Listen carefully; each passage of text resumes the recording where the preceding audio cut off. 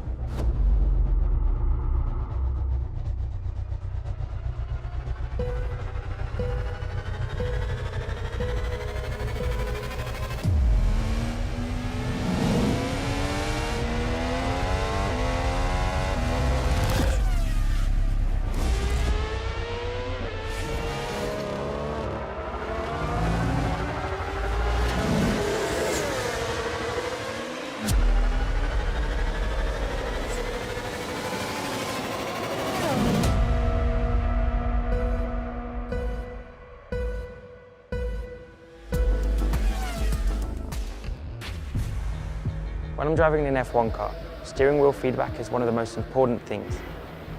It helps me decide when to brake and how hard. It's how I feel the surface of the road. Every bump in the terrain, every wheel slip. If my tyres are starting to lose grip, I can sense that immediately. When I'm driving in a sim, I need that same tactility, that level of detail I have in a real car.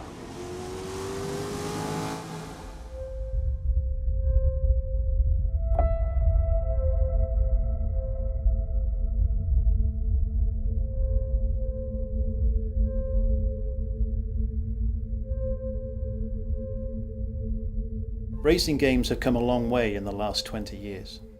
Nothing's really changed in how we approach force feedback in all that time. Cutting-edge sims are now so realistic, drivers across all disciplines are using them for training. Our main goal when designing Trueforce was to improve the number of sensations that you actually feel, to put you better in contact with the car that you're driving so that you can improve your performance and that enjoyment of driving on a track. The physical feedback needs to be more immediate or accurate, or a player loses immersion or control. Game developers are still having to recreate their force feedback from a set library of effects instead of deriving it from real-time modelling. Trueforce is special because it levels the playing field for PC and console gamers. You're now getting the extra level of precision and detail that you need, regardless of which platform is your choice. This is not just iteration, it's total evolution. Trueforce force feedback works differently. It hooks directly into the physics engine of the game. Games already calculate the forces on the tyres and the steering wheel. The Trueforce algorithm is able to process this data at up to 4,000 times a second. It will even use the game's audio engine and pass it directly on to the driver. We spend a lot of time as audio designers trying to make each car sound unique and as realistic as we possibly can. Being able to integrate the audio into the force feedback is something that we've wanted to do for a long time, and Trueforce enables us to do that. And the ability to send the audio to the wheel, to have it respond and vibrate with the loss of traction, really increases my ability to give that immersion to the player. You can sense the changing surface of the road. You'll be able to feel if the back end of the car is losing grip. The first time we had it running in the build, I could feel the wheel humming and vibrating as we revved the engine. Our immediate reaction was it really adds another level of immersion. The first thing you're going to feel with a Trueforce wheel is the engine note. The minute the engine starts in the game, you will know exactly which car you are driving. Trueforce is the beginning of something new. This is now the foundation for all wheels that we'll produce in the future. This extra level of information gives everyone all the information they need to learn how to control their car better. Trueforce benefits any racing fan looking for a more realistic driving experience. Because winning is all about feeling.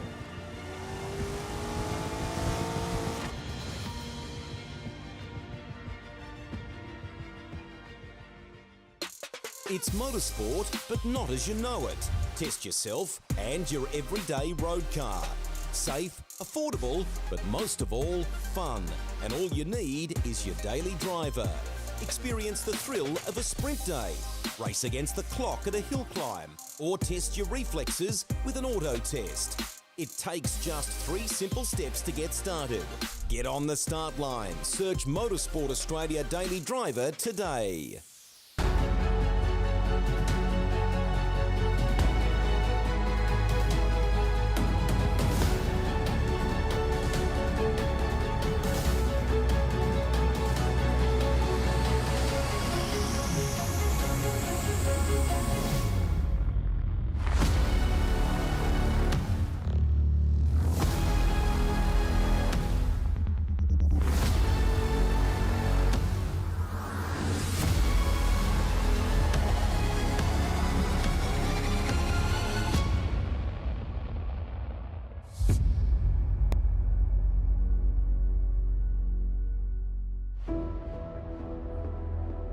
It's amazing how much of a difference we've had since round 1 in 2022. This time last year, Madison Down went into round 2 with no points. This year, he heads to round 2 after a dominant victory at Sebring. On the other hand, the 2022 series champ Jared Filsell had a challenging start to his season, with a string of incidents that ultimately led him to not see the checkered flag. The hunter has now become the hunted, whilst the hunted is now on the prowl. Will the challenge start tonight, or are we playing the long game? A track that Madison is famously quick at, there will be plenty to play for this week. Round 2, the Wave Runner Phillip Island Super Sprint. Who will be challenged? Who will be caught in the drama? And who will be the victor in the Motorsport Australia Logitech G Pro Invitational Cup? Ladies and gents, welcome to a beautiful Phillip Island, the home of the Australian MotoGP. To call the action tonight, we welcome Lockie Mansell, Stephen Sandman Clark and Jake Blackhall. Gentlemen, welcome back for round 2. I'm sure we've all eaten a bit too many Easter eggs over the last 2 weeks, but we're back and ready to go. What are we looking forward to tonight? Good evening to you, Cass. Good evening, everybody. Well, what I'm looking forward to is hopefully burning off some of the calories that I gained through my Easter egg consumption over the long weekend by getting nice and excited and energetic in the commentary box during tonight's pair of 23 lap races. I'm Lockie Mansell. Great to be back behind the microphone with you for round number 2 of the Logitech G Pro Invitational, a series that is the Watercrafts Performance Centre Phillip Island Super Sprint, presented by Motorsport Australia. Right off the top, we should apologise. Unfortunately, Stephen Sandman Clark is a DNS tonight in commentary due to some technical dramas, but don't despair because I've got a very capable co-commentator alongside me. It's a very good evening to Jake Blackhall. How are you tonight, Jake? Thank you, Lockie. I am very good, and I think we're both going to be burning off some Easter eggs after that long April break. And for me, it's been a long break before I've been able to come back here on the Logitech G Supercars Pro Invitation. It's been good to be back. Unfortunately, new work commitments means I'll be a little bit here or there, but it's awesome to be able to join the commentary booth with you, Lockie. And unfortunately, no Sandman, but I can't be upset when I've got you standing beside me. Could be an entertaining night of racing, and unlike the opening round at Sebring, we've got a pair of races tonight, one compulsory pit stop in each of our 23-lap races. We're currently watching the qualifying session, which is an all-in 20-minute session. In the opening round at Sebring, it was Madison Down who converted pole position into a race victory. And so far in this session, he is fastest. However, his lap time and the lap time of his teammate at Trans-Tasman Racing in Josh Anderson, they are identical to the thousandth of a second. Both those drivers punching out 1 minute 27.00 lap times to sit at the top of the timesheets. Yeah, the TTR boys really on it straight from the word go. We expected that Madison Down is always super fast when he comes here to Phillip Island. It's always one of those people, when you see Phillip Island in the schedule, you put Madison Down as a pencil next to it of being up you inside the top 5, and he's done it once again so far in the 7 minutes of qualifying. One thing as well to mention as well, Lockie, the 23 lap sprints, it's going to be all out war. There is no managed tyres like we had last season. It's all out there, go flat out for 23 laps. And it's going to make it very interesting in terms of how these guys qualify, because you need a good, solid qualifying to get United away. If we turn our attention back to the Phillip Island round last year, on that occasion it was Brady Myers who was victorious ahead of Richard Hampstead and Madison Down. Brady Myers chased Madison Down all the way to the checkered flag at Sebring in the opening round of our season. But the big news from Sebring was the absolute disaster round for our reigning series champion, Jared Phil-Sell, who, after what can only be described as a rather lacklustre start, the race got progressively worse and worse, and culminated in Jared crashing out of the race altogether. He was a DNF. He starts his title defence with 0 points. It's a hard place to start, especially for Jared. It's one of those seasons where he dominated the whole way through all of last season. He could sort of, the last couple of rounds, take his bit of weight off and just drive around and get what he could, have some fun with it. Now he's got a lot of work to do, Lockie, and he can't just come out here and expect just to do it fast. He knows Madison and the rest of TTR are super quick here. 9 minutes into qualifying, he's currently P3 on the 200ths of the top as a couple of other people start to improve. Burton moves himself up inside that top 5. Let's see where Phil-Sell goes across the stripe, whether he improves his time. He doesn't. And that's one thing you need to do as well, Lockie. Stay inside that top 5. Stay up amongst it with those boys out in front, because they can just pull away out in front. And one of the things that we generally see here at Phillip Island is because the time degradation is so high, in qualifying you really only get one crack at it on a set of tyres. So everybody will go out, they'll do an out lap to cycle the tyres up to temperature and pressure. They'll get one flying lap, and if you don't nail that, then it's no good. Your tyres are going to be worn out after that, so you have to come back into the pits and put a fresh set of tyres on. Yeah, that's always the hard thing. You can try and maybe get that second lap out of it. It's always hard. I remember when we had Bert and Jake here last season in terms of the qualifying series where we were talking about that. He always said it's one lap. If you don't push that first lap and you roll out of it fast enough, you could get that second lap. But with the way these guys are pushing hard right now, they're all trying to look for a draft partner. They're all going to be going just that one lap, flat out, get the times in at the moment as we look at Sebastian Flott, currently down in P20, 3/10 off the top, Lockie, and he's in P20. It is that tight so far right now in qualifying. Just shows you how cutthroat the field is this year in the Logitech G Pro Invitational A Series. We have got 40 cars covered by 0.8 of a second. So we're talking literally a heartbeat, a blink of an eye, and you're going to be back multiple positions. Half a second and you're 29th.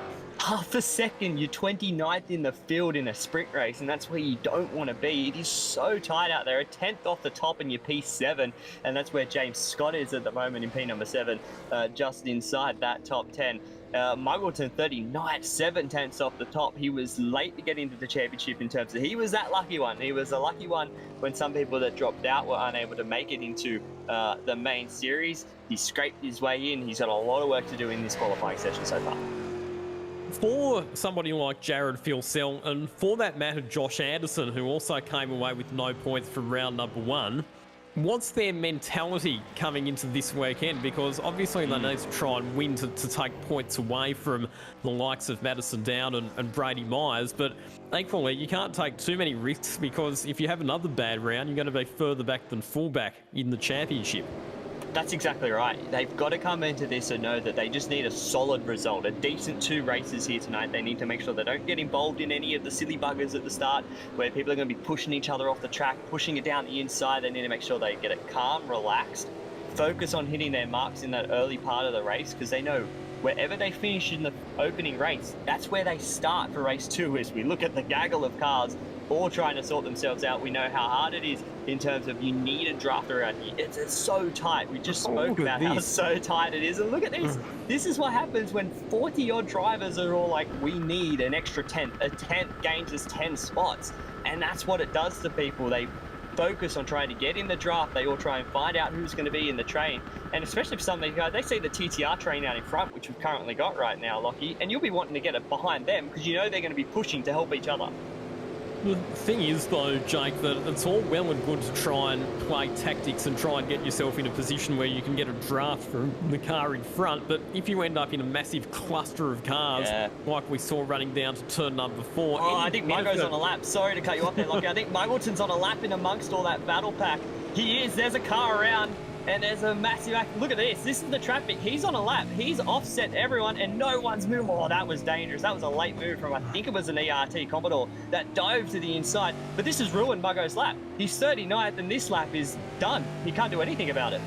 Yeah, so the point that I was making is the fact that it's all well and good to try and play tactical games to get yourself a draft, but if you end up in a cluster of cars like that, any benefit that you might have gained from the slipstream is going to be well and truly nullified or outweighed by the disadvantage of getting caught up in traffic. I actually think that the best strategy is just to try and get yourself away from everybody and get yourself some clear track. Well, that's, I think, what Muggleton tried to do, and then came up amongst everyone that was on a slow lap. But that was because, like you said, Lockie, they're all just trying to fight amongst each other in terms of getting a draft. And like you said, they're all going to hold each other up, And that's what happened. They were holding themselves up. That slowed that whole pack down, and Muggleton came up on them with nowhere to go.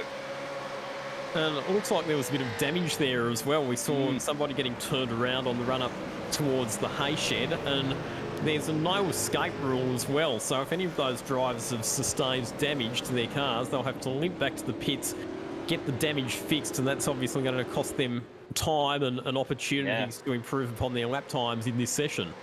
And that's right, that's it.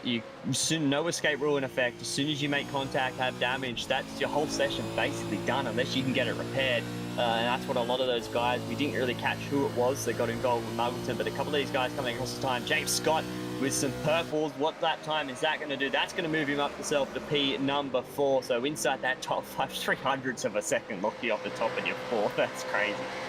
So at the moment then, the top 10, we've got Madison Down on top ahead of Josh Anderson. Jared Filsell third at the moment. James Scott moving up to 4th on that lap. We've got some more fast times coming in as Jake Burton now goes to the top of 1 minute 26.99, but gets displaced straight away by Madison Down and by Jake Maloney. So some really fast times getting punched out now as we get into the business end of this qualifying session. Under 5 minutes remaining on the clock. What a good lap time from Madison Down. Good time from Jake Burton. Puts himself up there, then immediately gets beaten by Madison Down and Jake Maloney. The big draft train. There it is right now. All of them all together were able to put the laps together, move themselves up inside that top, onto that front row.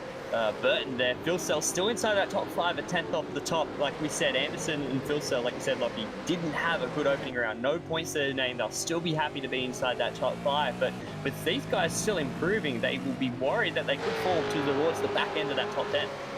How about the performance from Rehan Leonage, one of the youngest, if not the youngest competitor in the field, up in 6th position. He impressed us during the qualifying series, which was the preliminary series where we saw him going door-to-door with some much more experienced competitors, and right now he's sitting well inside the top 10 on the timesheets. Yeah, he's done a mega job during the whole qualifying series. He was one of those drivers that we basically, as soon as the first round came up, we were like, yep, we're going to keep an eye on Rian. He's going to be quick all championship. And we knew as soon as he got amongst all these guys, he would be quick, and he's showing it right now. P6 at the moment, so he is going to be looking to keep that position. There is a pit lane start, though, for Josh Muggleton for reckless driving. So I'm unsure, maybe he was the one that caused the incident at the top of the hill. Obviously, we didn't get the picture of that when that incident happened, but he has a pit lane start, and that's just going to make his night even worse than what it already is, down in 39th at the moment in qualifying. Oh dear, poor Josh Muggleton. I do feel for him, but I suppose that's the effect of being out of sequence to everybody else during the qualifying session. He was on a hot lap when everybody else was warming up and came across on a slow-moving pack of cars, and at the end of the day, it doesn't matter. You've still got a responsibility to make sure that you don't crash into people. That's exactly right, especially if there is a whole bunch of slow cars out there. You're still got to make sure that you don't cause the incident, and if they cause the incident, then that's on them. But looks like the steward saw that he caused an incident at the top of the hill. It was Hayshed, sorry. So at the top of the hill, that's where they caused the accident, and that is where he'll be getting a pit lane start. As we look at these guys looking to set up their last qualifying run, it comes down to that 20-minute session, and that will be day done as these guys get towards the end of the session. No time elapsed over the top of that 20 minutes. Good to see a number of drivers and teams this evening running Anzac tribute liveries. Of course, Anzac Day is next Tuesday, the 25th of April, and good to see a number of teams have taken the initiative to run their cars tonight with various commemorative signage, paying tribute to all of the servicemen and women who have sacrificed themselves for Australia and New Zealand. So fantastic to see. Yeah, it's good to see. It's always good when the teams get on board, and they always do a good job. Every time I see Anzac liveries, it's a really good homage, and everyone really does an amazing job to make the cars stand out and gets on board with whatever festivities are going on at the moment. As we see Blake Warboys going down into Turb 1, they've done a mega job on their car too. They've got all the pay and homage as well to a service person that is part of their team. They've got his commemorative on the roof as well of their car. Yeah, the citation to Lieutenant Albert Barella on the roof of that car of Blake Warboys. There's a good shot of it there, so very nicely done from that team. Blake Warboys in the number 63 car. Where's he sitting on the timesheets at the moment? A little bit further down the order. Yep. Yeah, not the good qualifying that he'll be hoping for. There's a car around in front of him. That is always one thing that you hate in a qualifying session. When you see a car get around, you lose that focus. That mental focus just disappears. Just at that split second, you see that car go off. And as we say, that Stenberg, that's a long way off. That's at Miller Corner. That looks like that's all the way off the road. Now he's got to try and make sure he stays off the track. But that's his last lap done. So he's best he's going to qualify and start is P19. Indeed. Will be interesting to see if any of these drivers can improve on what will effectively be the final hot lap of the session. Here comes James Scott in the 088 car down to the start-finish line. Currently in 7th position on the timesheets as James Scott got on the podium in the opening round at Sebring, as we've got another one of the Trans-Tasman cars. In fact, 2 of the Trans-Tasman cars off the road. Oh, and more dramas. They're all off the road. They're all just trying to stay out of the way of everyone else when they've had a bad... Like, look at this, the TTR cars are off the road everywhere, trying to make sure they stay off the racing line, don't impede anyone. That's Burton, who is currently P3, and there was Maloney off the road too. They're all off the track. I think a number of those drivers are going to abandon their laps and head back to the pits, and in fact that is the end of the qualifying session. So back-to-back pole positions for Madison Down. He's backed up his performance in qualifying from the opening round at Sebring, and in fact it's an all Trans-Tasman Racing first 2 rows of the grid. Look at that, Madison Down ahead of Jake Maloney, back to Jake Burton and Josh Anderson. Jared Filsell in 5th, back to Rehan Leonage in 6th position. James Scott, Andrew Gilliam, Brady Myers and Rick Kuznetsov rounding out the top 10. Yeah, good to see that, especially those front two rows. We look further down the field, Ethan Grid-Gold in 14th. That'll be one person that I think will be wanting a little bit further up. Brenton Hobson as well. Kurt Stenberg, who we saw, he did drop a couple of positions later in that session, Lockie down to 21st. Sebastian Flock looked good in practice. He's starting 27th, and there's a couple of other people further down the field. They'll be hoping that they can just try and make the hay out of this race. 39th for Josh Muggleton. He will be starting from the pit lane. It's going to be a crazy one out there, Lockie, for 23 laps. Sure is. It's going to be a flat-out sprint race, as we mentioned. We do have a compulsory pit stop to be taken by every car in the field for tyres, and the pit window will open on lap number 3. No fuel will be required in this race, so it's just going to be a flat-out sprint, and not a lot of tyre management required because it is a pure sprint race. But there's the man that they're all trying to chase, the man that they're all trying to beat. Championship leader after a comprehensive victory in round 1 at Sebring, and he's going to start on pole position tonight. Buckle up, get yourselves ready. This is round number 2 of the Logitech G Pro Invitational League Series. It's presented to us tonight by Watercraft Performance Centre and by Motorsport Australia. Quick tip to win before we get underway, Jake. I'm going to put my money on Burton. He's been fast. I don't mind your prediction, but I think that we might see the likes of Josh Anderson and Jared Filsell bouncing back. The times in qualifying were mega close. Green lights, away we go. And it's a fairly even start from all of our drivers up front, but a few slow starts from drivers a bit further back, which means that we're going to see cars running 3 and 4 wide down into turn number 1. This is where you have to hold your breath and hope that everybody can make it through at least the first corner quickly, but we've already got a car running wide. Hopefully they can rejoin at Southern Loop without causing a massive pile-up. I think I was a bit optimistic with that. In fact, that car of Hayden Veld has gone straight on across the track. Lucky not to cause a massive pile-up there. That was super lucky. When a car goes off at turn 1, you always worry. Look at all this, down into Miller Corner. There's a car 3 wide into the apex. I feel like that could have been a little bit of contact. Hopefully they all managed to escape out the other side. They have done so. But down, out in front, already put out a car length, but there he is, Jake Burton up into P number 2. Great start from Jake Burton and Jared Filsell, the big loser from the start sequence. Jake Maloney, he's gone backwards a couple of positions. Josh Anderson has lost to spot 2. Good start from Ethan Grid-Gold. He's already up into the top 10, so has made up 4 positions in the opening half a lap of this race. Yeah, I said he'd be a little bit disappointed with his qualifying effort, so he's trying to make up ground, and this is not where you want to have a car off the road. Luke Mitchelson down off that hay shed coming down. He's managed to keep the car in the dirt, I should say. Not managed to skittle across the road. He's done a good job to keep it off there. Lockie is down, completes the first lap. Oh, Jay, that was nervous for Luke Mitchelson. Whenever you go off there at Lukey Heights, because it's such an extreme downhill run on the grass on the run down towards the old MG corner, as we have described it for many, many years. Yeah, that can be nervous times indeed. So thankfully Mitchelson managing to rejoin safely there, but it is Trans-Tasman Racing cars running in positions 1 and 2. Jared Filsell looking to make amends from a shocking opening round, sitting inside the top 3 at this stage. Yeah, sitting in P3, watching brief at the moment. It'll be interesting to see. Look at this down the inside. That was Myers on Leonard down the inside into Miller Corner. Did a really good job there. The battle's still going on through the whole field. We said it would be fast and furious. There's going to be a lot of action down the inside as well. Was James Scott on Rehan. So he's been pushed back a couple of positions, has Rehan this lap, and that's not going to help him in terms of just trying to get his composure. It's the early doors of this race. You want to try and get into a rhythm, but the boys are starting to beat up on him.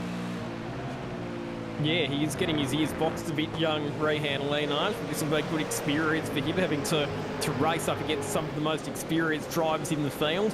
And now he's taking a slightly defensive line on the run down into MG Corner, just to cover off some of those overtaking opportunities, as we say, side by side. That's Ethan Grid-Gold trying to round up Dylan O'Shea, and they're going to head side by side into the final couple of corners. Grid-Gold's going to end up a bit awkwardly positioned on the outside here, but manages to hold on to it. Marcelo Rivera's coming to pit lane, as well as Talyancic, a couple of others as well. It is the end of lap 2, start of lap 3. So this is the thing we were talking about. They needed to complete 2 laps. There's a couple of guys side by side. Is Grid-Gold. That's Kuznetsov around the outside. He was having a look. So is Dylan Rudd behind the Grid Gold in a little bit of a battle at the moment, trying to get himself back composed. And down the inside goes James Stewart as well. Job Stewart, sorry, on Dylan Rudd to get that position, moves himself up into number 13. And maintaining and watching Grafe just at the back of that group in the fluoro yellow car, Brenton Hobson there, just sitting back minding his own business. He did that quite effectively in round one at Sebring as well, where he just played the very cautious, stay out of trouble sort of approach, and it ended up paying dividends because he finished the round inside the top 10. And once again, the very experienced Brenton Hobson just trying to conserve, I think, in the early stages of this race. I feel like he was conserving then. He saw Dylan Rudd sent it down the inside of Job Stewart in the Miller corner, was able to hold on. Hampstead was trying to have a piece of it as well, whilst Hobson was just sitting back watching the whole action unfold in front of him. They started to settle down a little bit at the moment. It is lap 3 or 23 laps, but they know they can burn the tyres off. The tyre wear will start to kick in pretty quick here, Lockie, and that's where these guys will start to manage it. Even though they're only going to look at around 11 or 12 laps on a stint, they still need to make sure they manage it, because if they blow them right off and blow them out of the window, they will just start to fall like a rock. The other point that we should make as well is it is a progressive grid format tonight, so wherever you finish this race is where you will start the next one. That means if you can gain some places from where you qualified in this race, you will improve your starting position for the next one. But conversely, if things go wrong and you end up with a DNF, you will start at the back of the grid. That's exactly right. So these guys will be trying to make sure they just manage the top 10 at the moment to make sure they stay in the position to not lose too many positions. Myers right now, who we ride on board with, Gilliam behind him as well.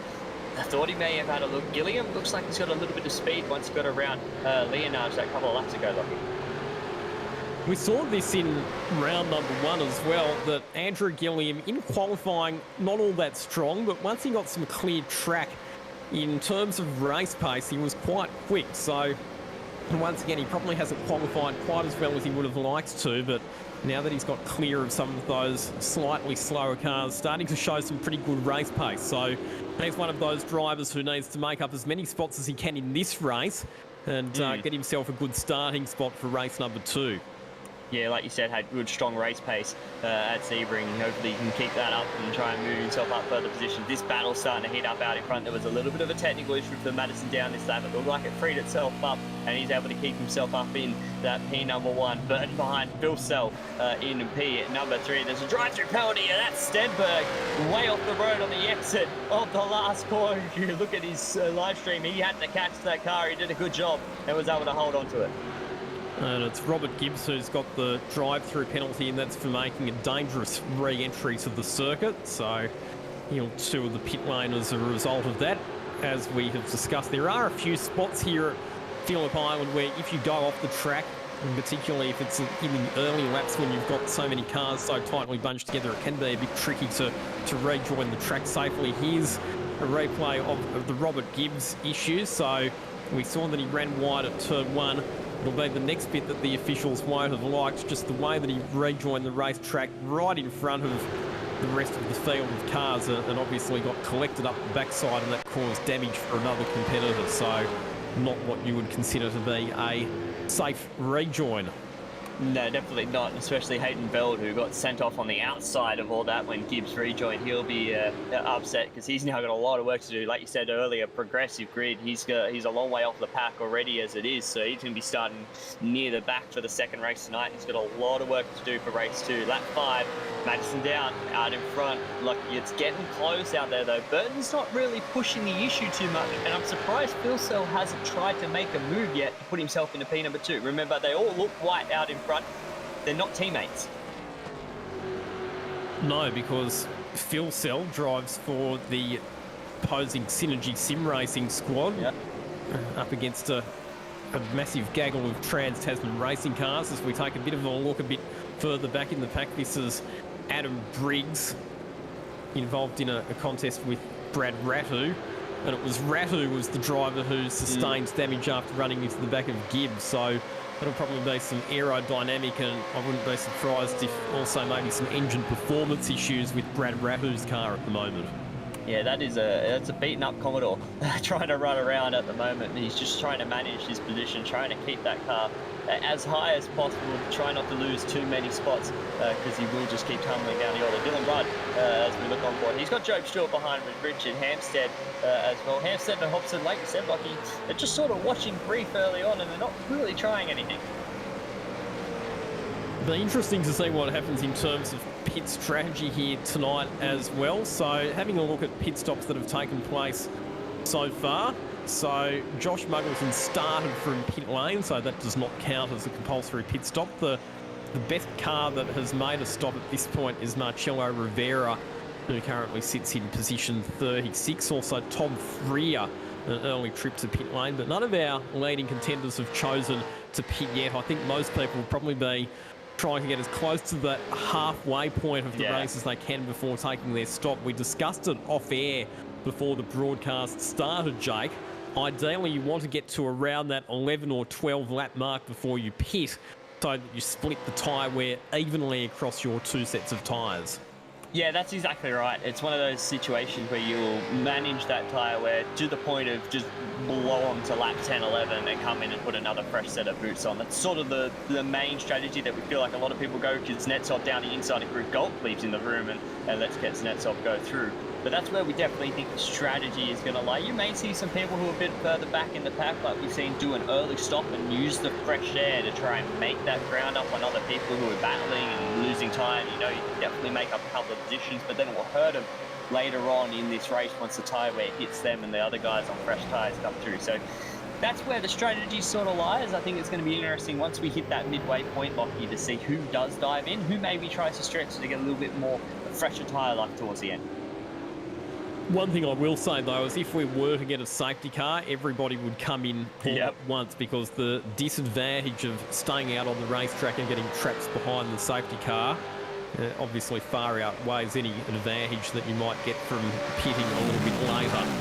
So still very close up the front here. In fact, if you look at the gap, we've still got less than a second separating the top four cars in the motor race. And one of the things here at Phillip Island is, because of the strong effect of the slipstream, particularly down the main straight, it can be hard to open up a margin on the cars behind because they just catch back up in the tow.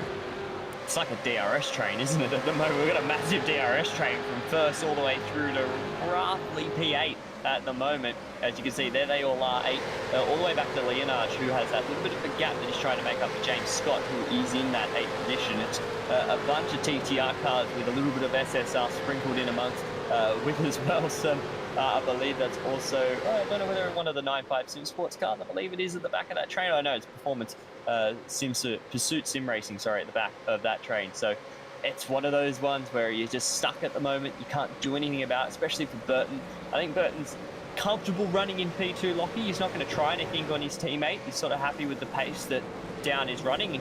If he had better pace, he'd most probably try and make a move, but at the moment he isn't. I was maybe thinking Phil Cell might try and mix him up a little bit, try and throw him off, but he's just comfortable sitting there in P3.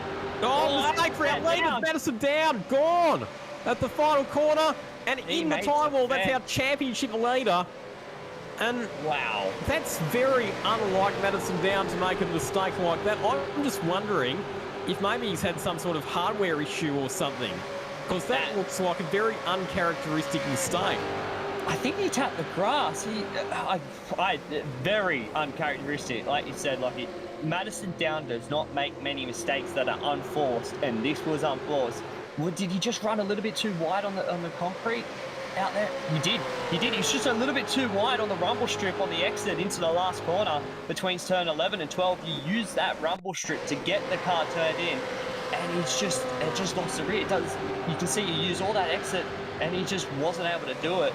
And it just got the right rear into the wheel tracks of the dirt, and around he went. And he was a long way off the road, wasn't he, Lockie? All the way out there, he made significant contact with the tyre wall. Hopefully that car can get it to the end, but that's a massive hurt for Madison Down.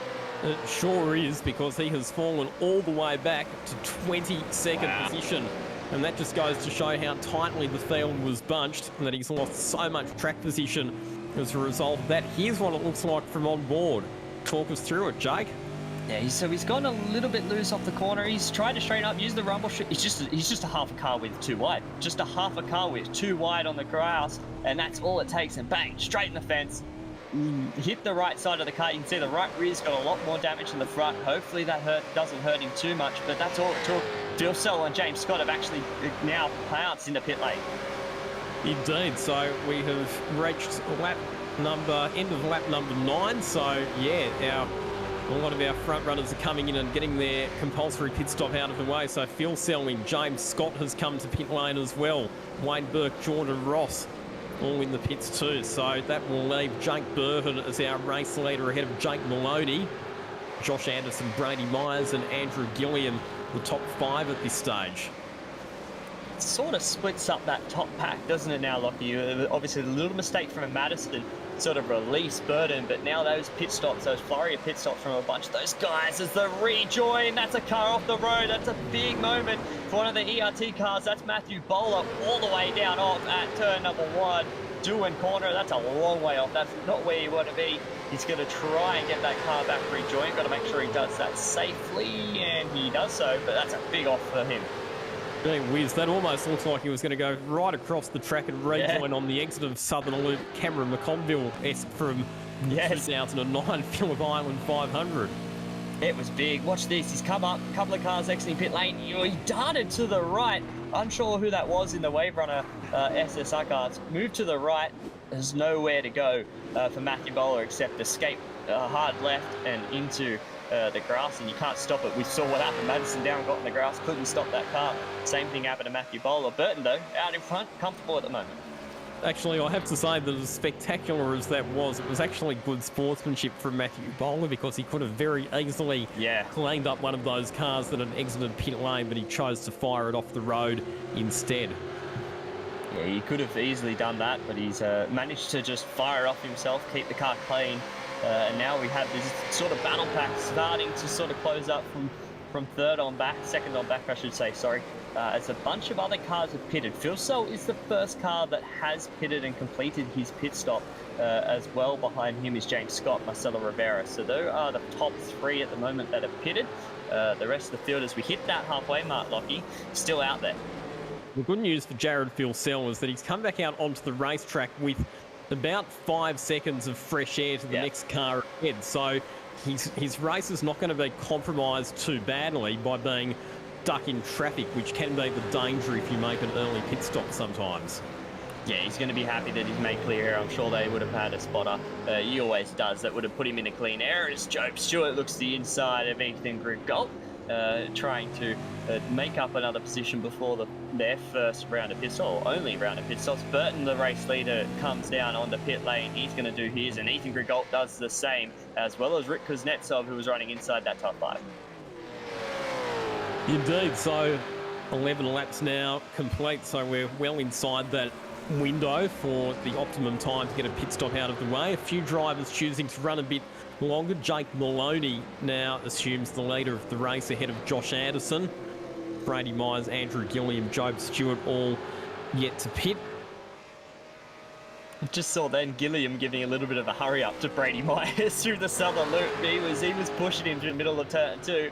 Will he have a look down the inside in Miller corner? He doesn't, as James Scott further down the field on that fresher rubber sets the fastest lap, and they have jumped Jake Burton. So Phil Sell has actually taken the effective race lead once the pit stop cycle's done. So there is James Scott, behind him is Burton. There is Jared Phil Sell, who's got a good comfortable margin over the rest of the field.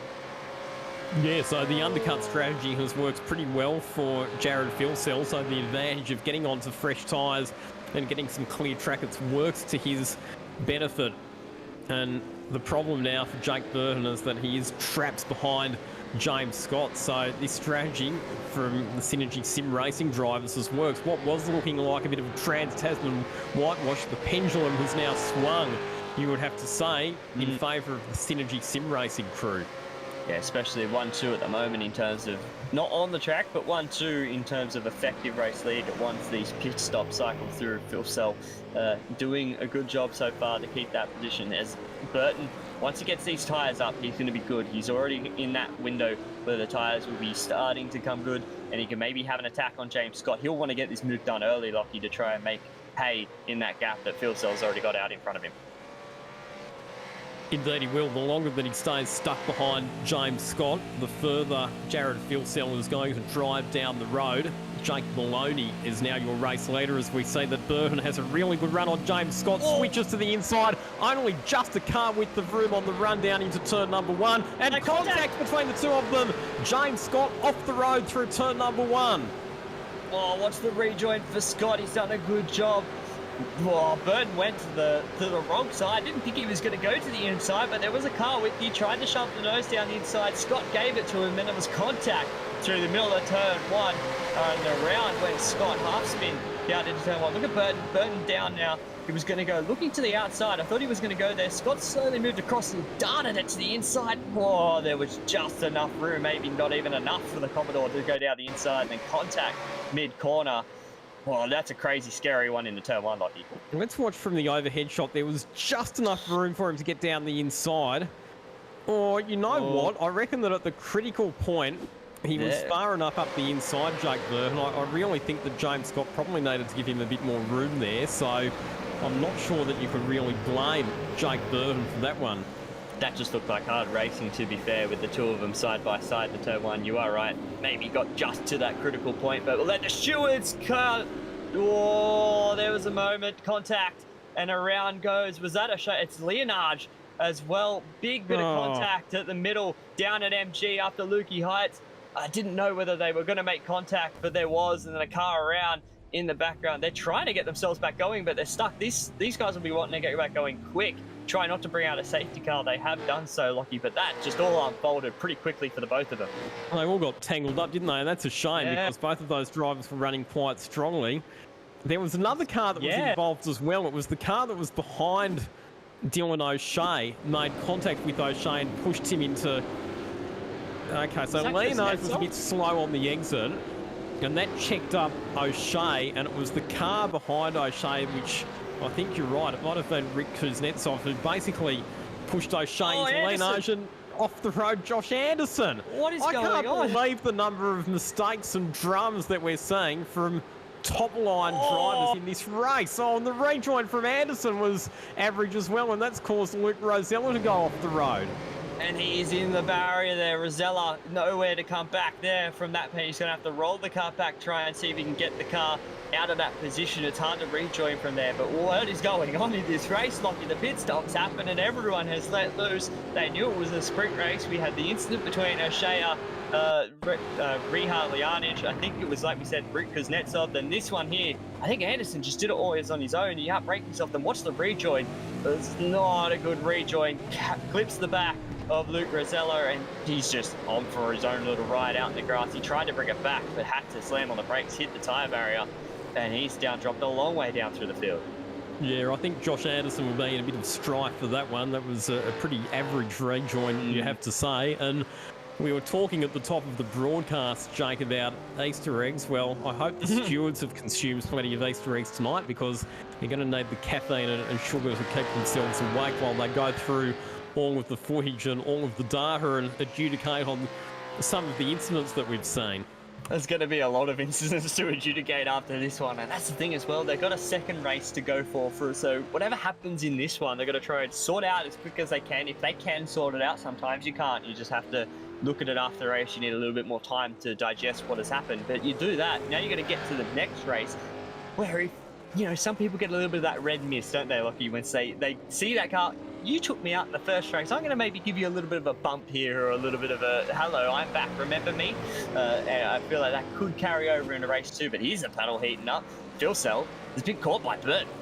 He sure has. Burton's had good pace, and no doubt the incident with him and James Scott will be investigated, but I do get the feeling that Burton might get away with that one. I think that Scott probably should have given him a bit more space down at turn number 1, and yeah, Burton showing a very good turn of speed. We've still got 8 laps remaining in this race. Incidentally, there are 4 drivers still yet to pit. Jake Maloney is your race leader by 7 seconds ahead of Richard Hampstead. Madison Down, who will be running a late pit strategy, you would imagine, to try and recover some of the time lost with that off-track excursion at the final corner. He's 3rd, and then Kurt Stenberg sitting in 4th position. Jared Filsell and Jake Burton, these two drivers that we're watching at the moment, they are battling for what is 5th position on the road, but first in terms of the cars that have done their pit stops.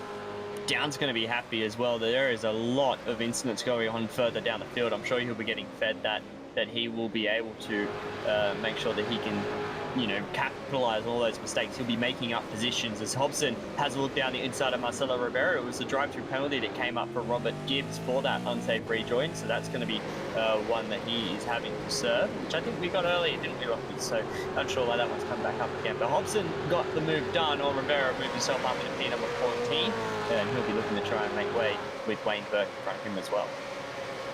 Here's Brenton Hobson continuing his fairly trouble-free race tonight. And here's a battle on a bit further back. This is Ethan Grigault being passed by, in fact, running side by side and recapturing the spot from Wayne Burke, heading into MG corner. But Burke will be on the inside for the next couple of corners, so they'll still be side by side. Give the spot to Wayne Burke. He's hung Grigault out to dry there. Nice move. Yeah, really nice move there for Wayne Burke. There is a post-race investigation for lap 10, turn 1, that is between Matthew Bowler and Jordan Ross. So that was the incident that we saw going down to turn 1, where Bowler was well out wide, all in the marbles, not able to do it. I have to say, I do like the SSR livery that was on Wayne Burke's car, the Hendrick Cars livery that is obviously ran by Carl Larson and various other Hendrick drivers in the NASCAR series. But look at Burton all over the back of Phil Sell, giving him a push as they go through Stoner Corner. He is flying out there. He wants to get this move done. Well, he needs to get a move on with it, because while he continues to battle it out with Jared Philsell, they're both being caught by Brady Myers. So yeah. Myers is cruising up to this battle for the lead at a rapid rate of knots, and it's shortly going to become a three-way contest. Brady Myers the last time around was 9/10 of a second quicker than Jared Philsell, so he is closing and closing in fast. And that is 4 laps fresher tyres on Myers. That's where the lap time is coming from. Philsell pitted roughly 8 laps ago. Burton was 6. Myers was only 4. So this is where that tyre advantage comes in. And look at Philsell. He has got Burton all in those mirrors, trying to see what he can do. We saw what happened down into turn 1 with Philsell on Scott. Will he try and get the run this time to have a look down into turn 1, Lockie? And he's going to get a good slipstream advantage from Jared Philsell as they head down the main straight. Philsell will be aware of it. Covers to the inside.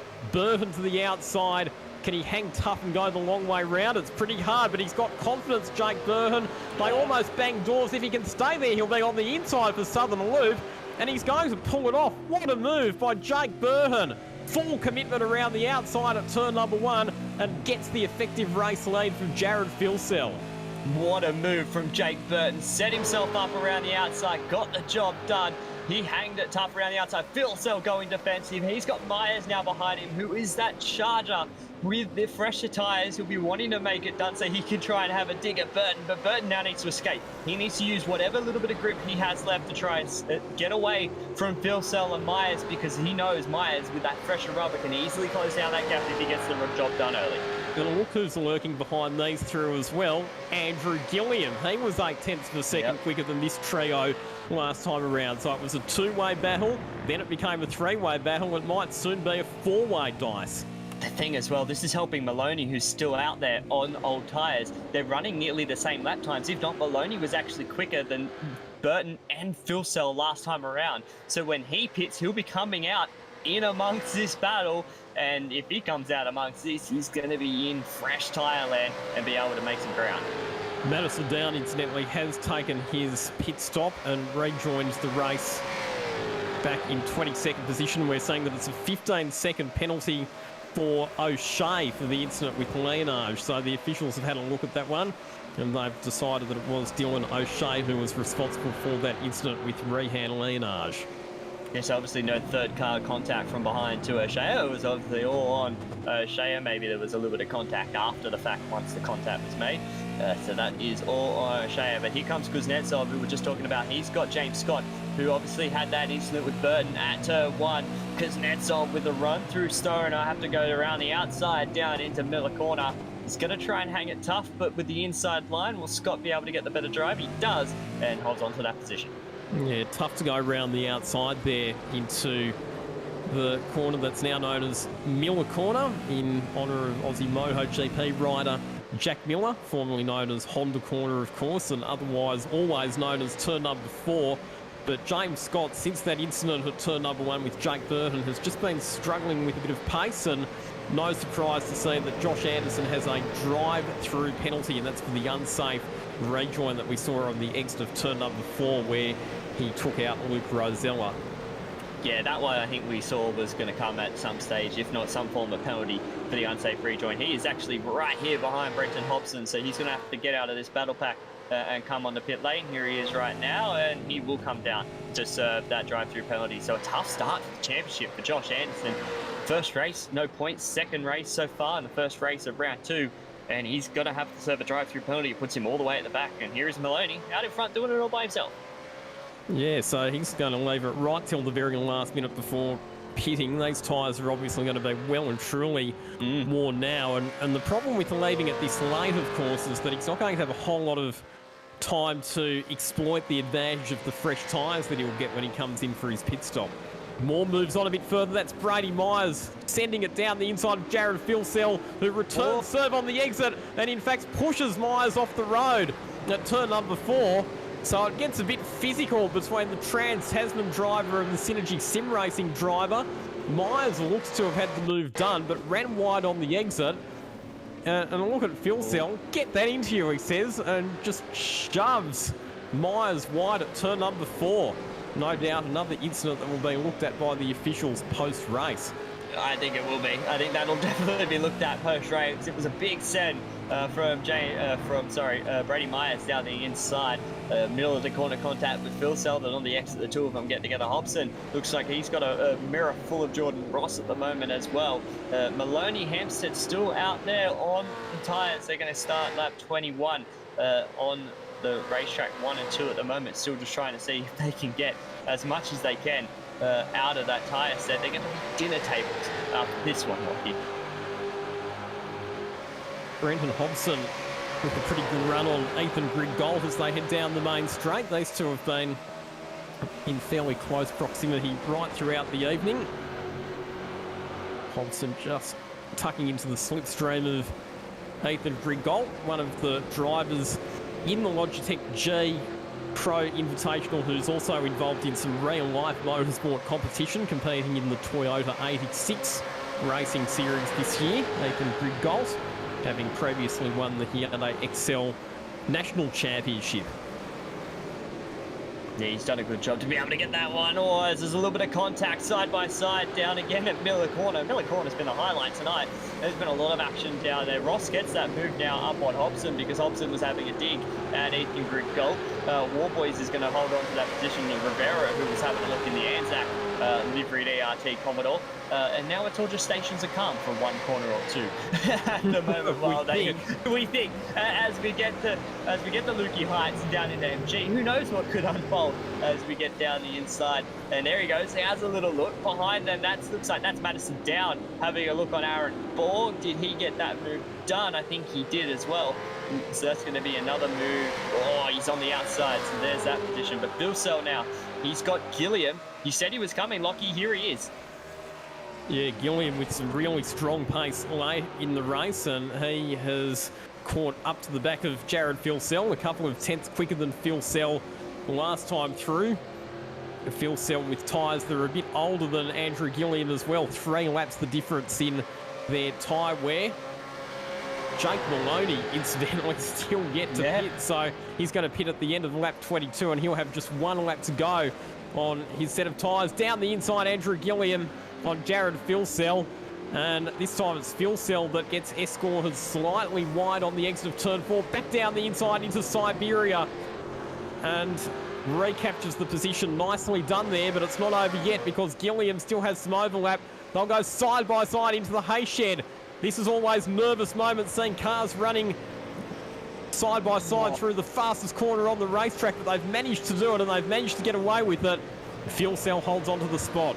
Yeah, and he's gone defensive down into MG. He's going to push Gilliam to the outside, a little bit of inside front lock, and he got the rears lit up on the exit, did Gilliam, so he had an IFL down into MG, got the rears lit up on the exit. Here comes Maloney, race leader into pit lane. He's going to have 4 fresh boots ready to go. So does Hampstead as they come down. Burton, the race leader. Let's see, white flag, last lap of the race.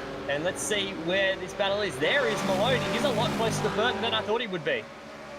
Yeah, so this strategy's actually worked out really, really well for Jake Maloney. Probably better than any of us expected, because he's come out right behind our race leader, Jake Burton, and with a completely fresh set of tyres. How quickly can he get up to temperature with them? And will he have a chance to attack Jake Burton for the race win in this final lap?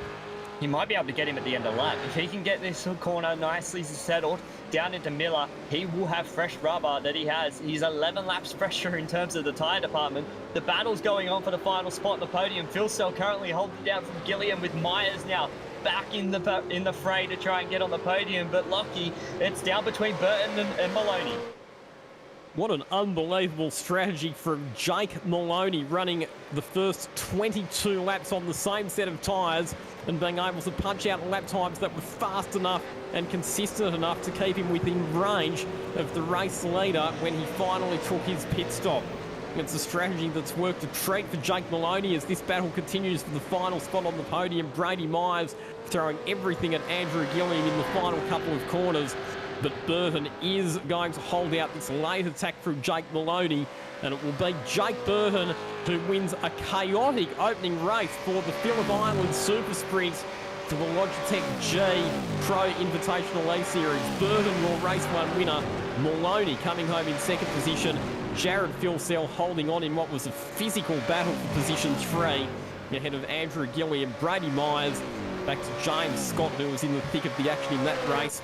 Rick Kuznetsov, Dylan Rudd, back then to Richard Hampstead, another driver who ran that long pit strategy, coming home in 9th position, and Wayne Burke rounding out your top 10. Yeah, wow, what a result for Merton. I caught him out at the start. Jake could have a good run. He usually did. He did last year at Supercar East Series as well. So I suspected that Burton could have some good quick sprint run pace, and that he showed, Lockie, and he did a good job to hold on Maloney towards the end. He sure did. So I'll tell you what, the officials are going to have a bit of work to do after that one, because there were several quite controversial incidents. Some of them resulted in penalties that were handed out during the race. There will be some others where we might see some post-race investigations. So a bit of work to be done, but I think we can safely say that Jake Burton will be declared the race winner, because he was one driver who stayed relatively clean throughout that race. We did see the incident with James Scott, but like I said, I think you would class that as a racing incident.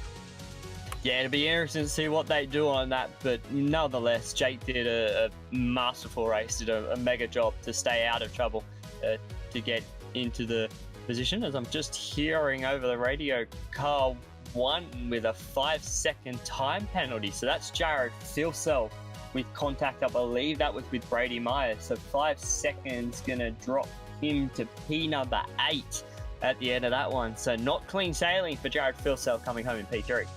Yeah, and that'll be for not giving Brady Myers enough racing room on the exit of turn number 4. What he really should have done was just, rather than running Myers off the side of the track, if he'd maintained his line and given Myers racing room, they could have continued to drive side by side up to the next corner. So the officials have made the call on that one, and that promotes Andrew Gilliam then up to position number 3. So plenty to unpack from that race. What we might do here in commentary is grab a break. We'll be back with you very shortly as we prepare for race number 2 here at Phillip Island. Weekend in, weekend out, Motorsport Australia officials are making waves. From waving flags, waving cars through pit lane, or responding to a wave for help. Wave hello to new lifelong friends. Who knows, you might just make waves around the world. Ride the first wave. Search Motorsport Australia officials today.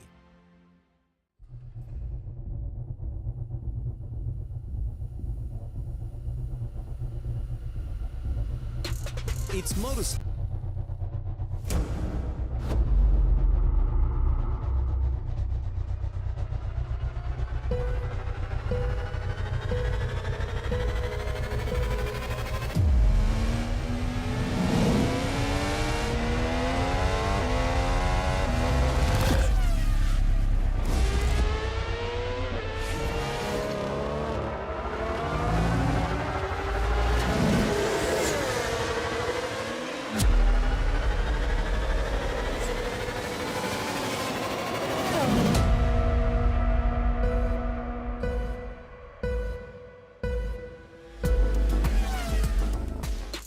It's motorsport, but not as you know it. Test yourself and your everyday road car. Safe, affordable, but most of all, fun. And all you need is your daily driver. Experience the thrill of a sprint day, race against the clock at a hill climb, or test your reflexes with an auto test. It takes just 3 simple steps to get started. Get on the start line. Search Motorsport Australia Daily Driver today.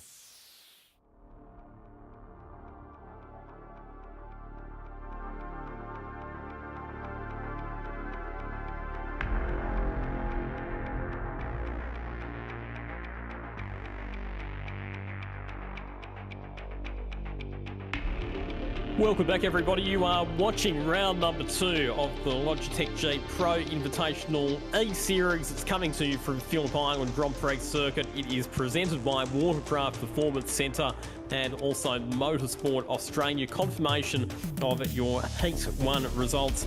Jake Burton getting the win ahead of Jake Maloney.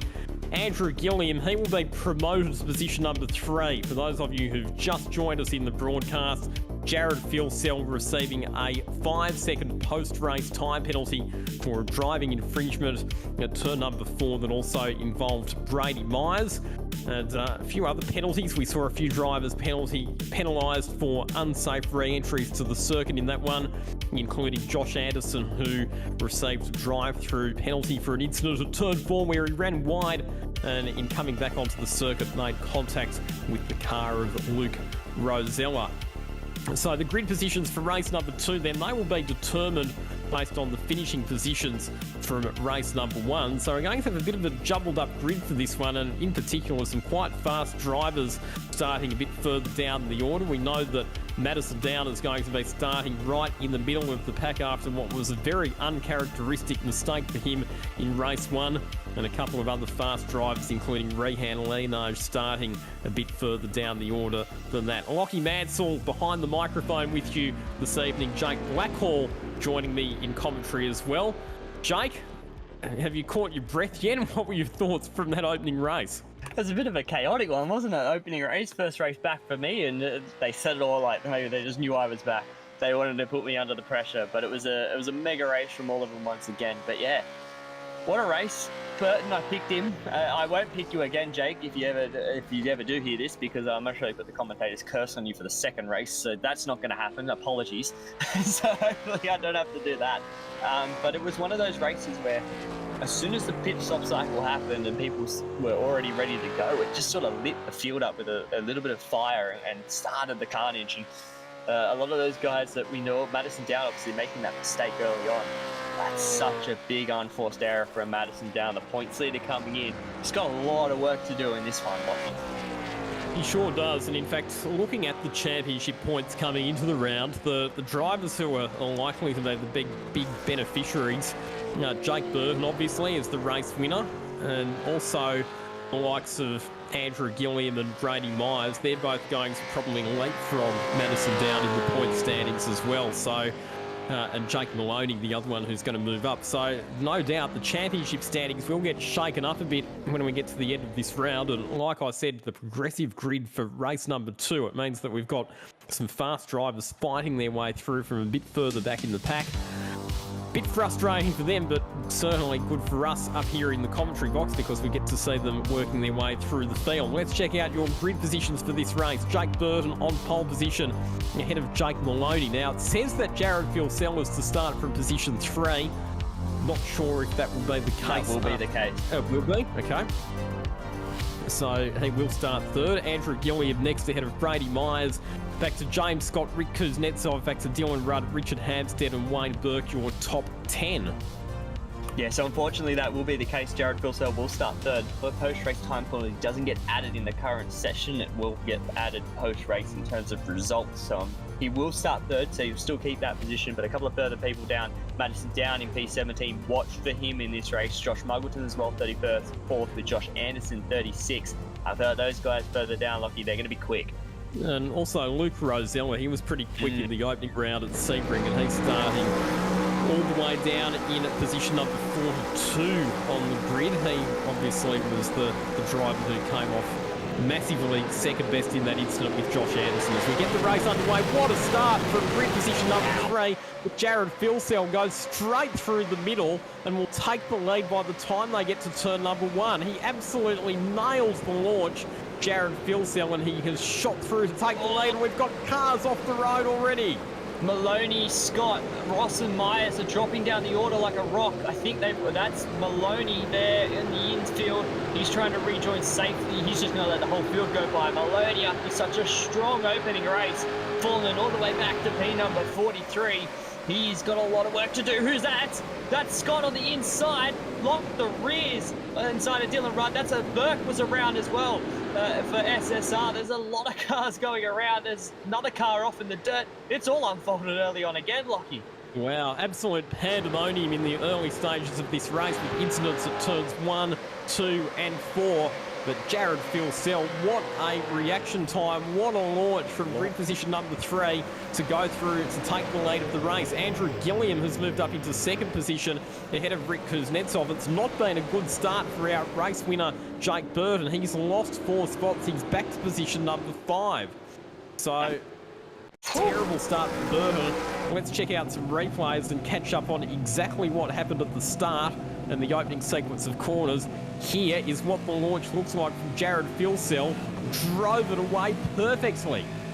What a start from Filsell. That would have to be one of the best starts I've seen in a long time. He nailed that.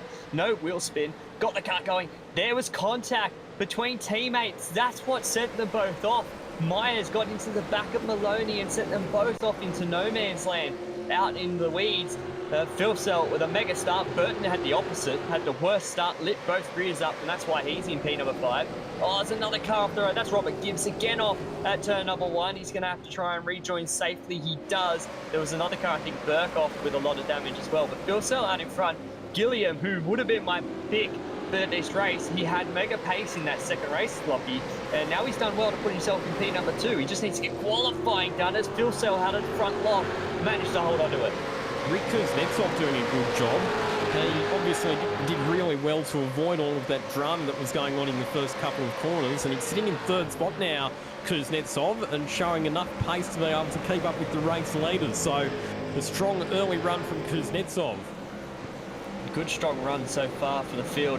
That is inside that top 4 at the moment. There's another couple of cars having a look down the inside. That's Brian Borg looking to the inside. He's got Adam Briggs right behind him, as well as Luke Mitchinson, who we saw have that mega moment in the opening race on lap 2. He's managed to move himself up into P number 18 so far. Further back, Thomas Hinds looking a little bit further back. He's got Boyd as well as Anderson just in front of him, trying to see how far Madison down. He's already up into P number 12, if anyone wants to know. So he's flying.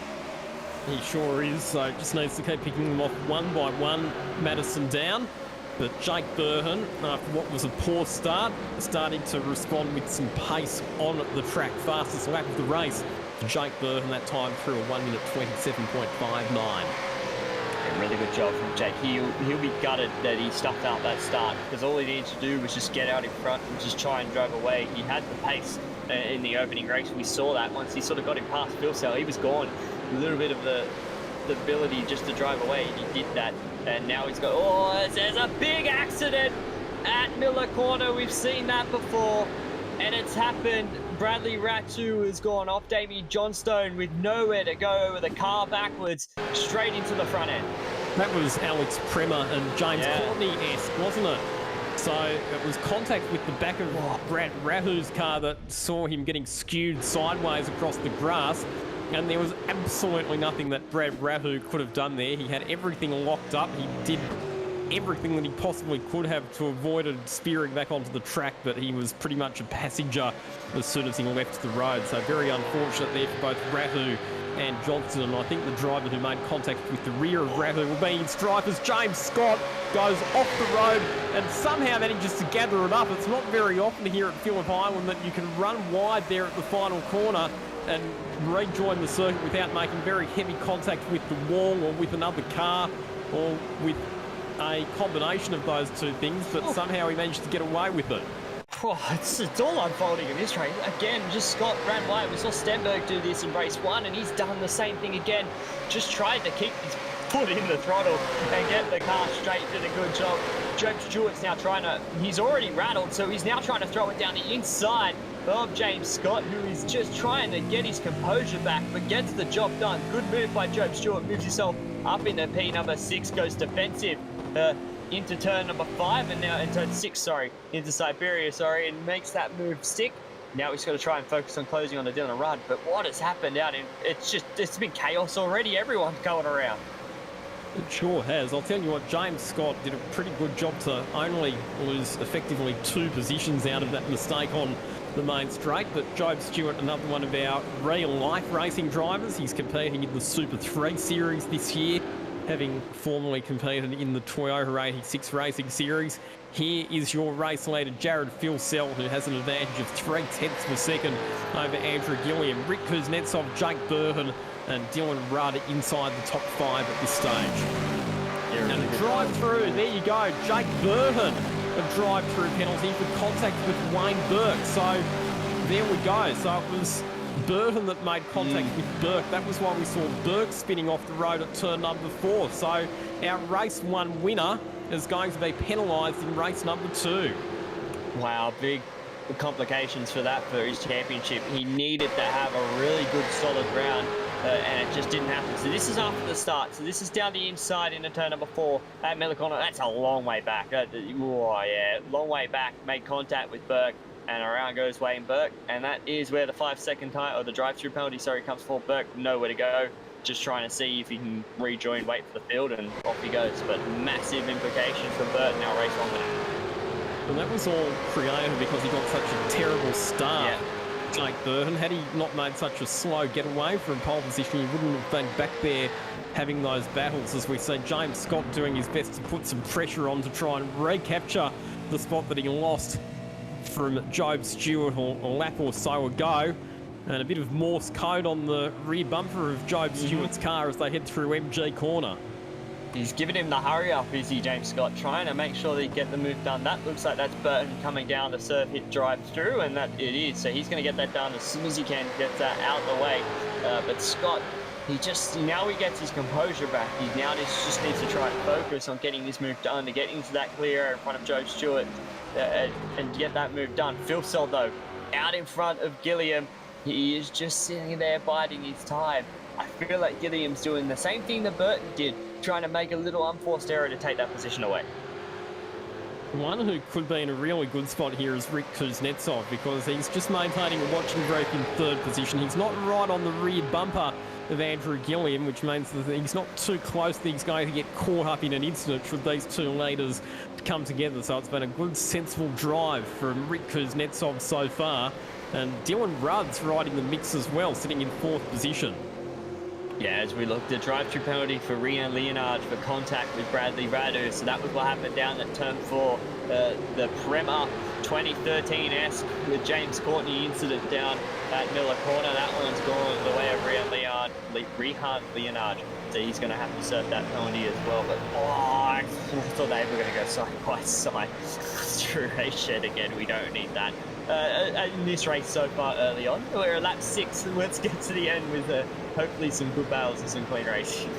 You have to feel a bit sorry for Rehan Leonard after such a strong qualifying performance tonight. Yeah. The races have been anything but satisfactory for him. A bit of a baptism of fire, and no doubt tonight will be an event that will be a valuable part of his sim racing education, if nothing else.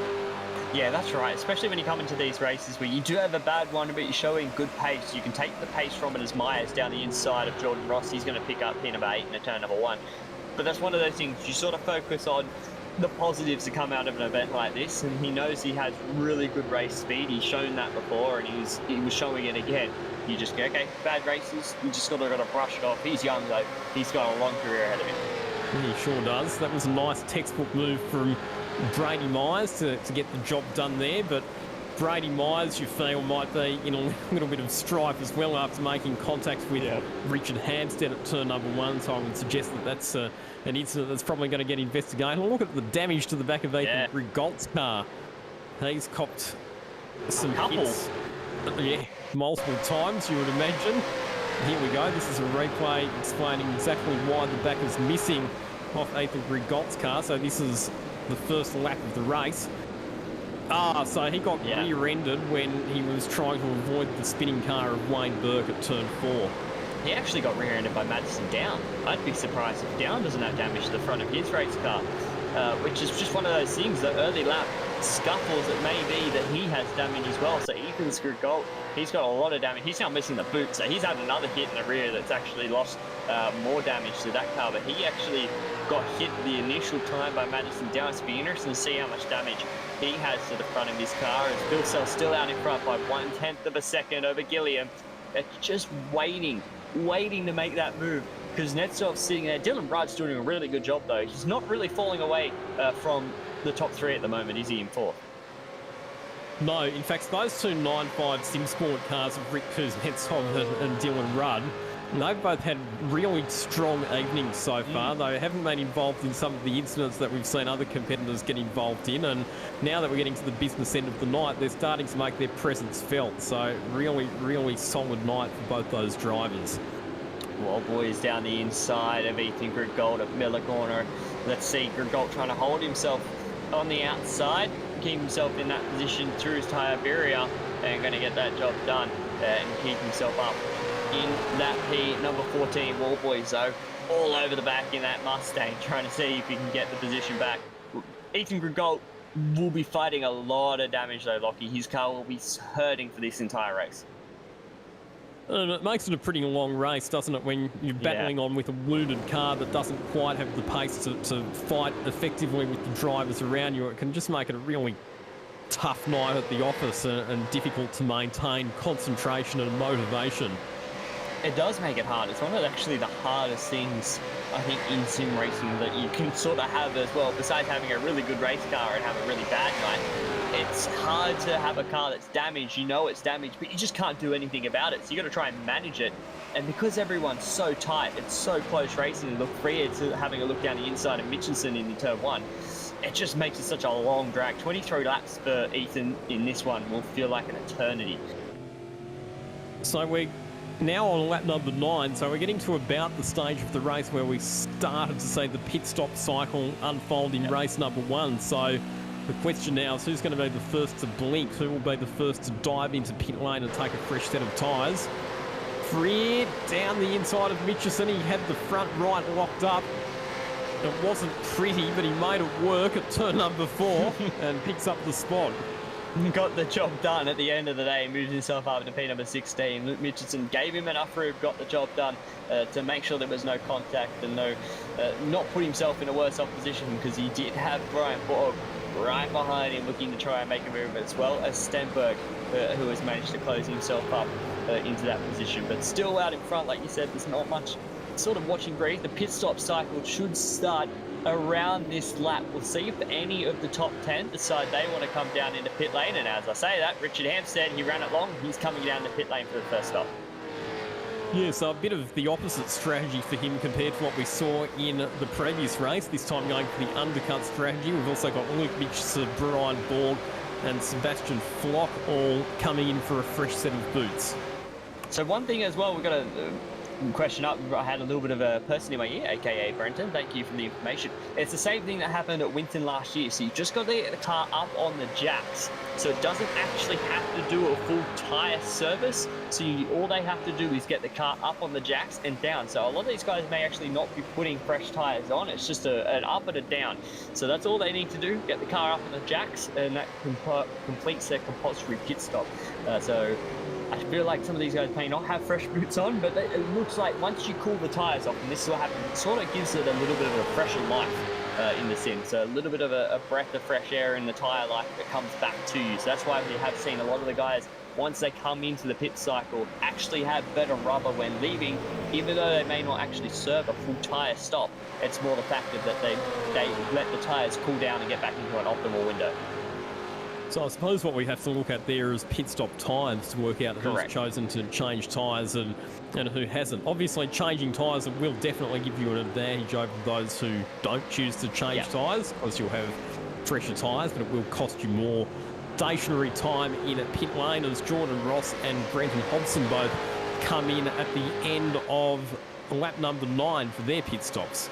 So that's exactly why we saw Maloney come in and basically get out as quick as he could. There was no tyre change from Maloney at the end of the race. That's why he didn't really have that speed that we were expecting him to come out with straight away out the blocks at the end of the race. And that was one thing that I didn't really pick up until Maloney didn't really set the timing light in the last lap, because I thought with fresh boots he was going to be super quick. But that's why he was so close to Burton, was because his pit stop time was only 3 seconds compared to roughly 10 seconds. Well, having seen that strategy from Jake Maloney to run the entire race on the same set of tyres with the really quick pit stop at the end, could we see more of the field adopting that strategy this time around? I feel like we could. There's a couple of people already that I've seen just do a 4-second stop. I think that was Taliantich that I saw flash up on the screen before, that's only done a 4-second pit lane. So he's done the quick up on the jack, down and go. And that's his service done. A couple of people, obviously, roughly you're looking around 10 seconds is a 4 tyre change.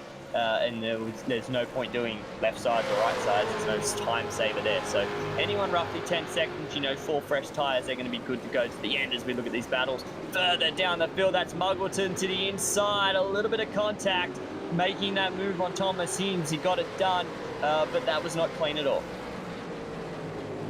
He really forced it through there, didn't he? And it pretty much cost Thomas Hinds all of his momentum on the exit of turn 4, and it's left Hinds vulnerable. The next group of chasing cars. He takes his sim racing very seriously, does Thomas Hinds. And right now, he's about to get his ears boxed by a big gaggle of cars that are queuing up behind. Here we go. More pit stops happening for our lead pack. Phil Sells, Scott, Dylan Rudd, Job Stewart, Ethan Grigol, all in the pits. Let's keep an eye on how long they're stationary in pit lane, and I can tell you that all of those drivers, they are taking a fresh set of tyres.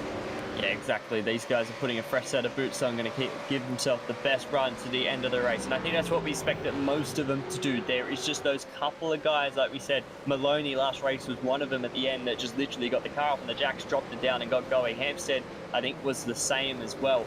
Whereas some of these guys, now that they're pitting earlier, you may as well put the fresh tyres on. I feel like if you're going to do that strategy of just the no tyre call, you do it near the end. Oh, we've got a car off. That's Sean McNamara. Sorry, that's a big off down at turn number 1. That's massive contact. He's hit the only part that you can hit between turns 1 and 2, and that is that flagman post in between at the bottom of Southern Loop. What happened here? That's a big off to go all the way down there for Sean McNamara. He's rejoined the race.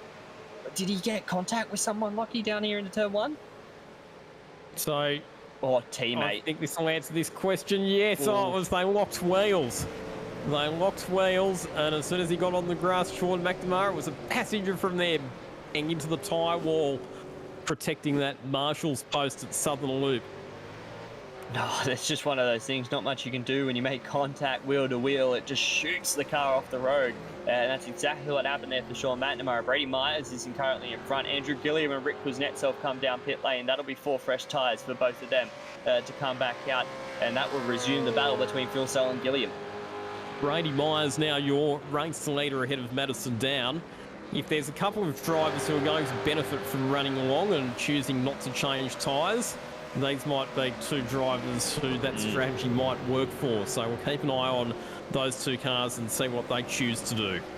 I feel like they would be the 2 that might do it too, Lucky, in this race. Myers and Down. Myers obviously having a little bit of a poor start to this one. But Down, starting middle of the pack, he made up as much ground as he could, but this could be where he could try and just pick him off further down through the field. This is a battle, because Kuznetsov and Scott, these 2 having a war of words out there at the moment with their cars, and Scott is going to have to try and look for another way around Kuznetsov, who just came out of the pits.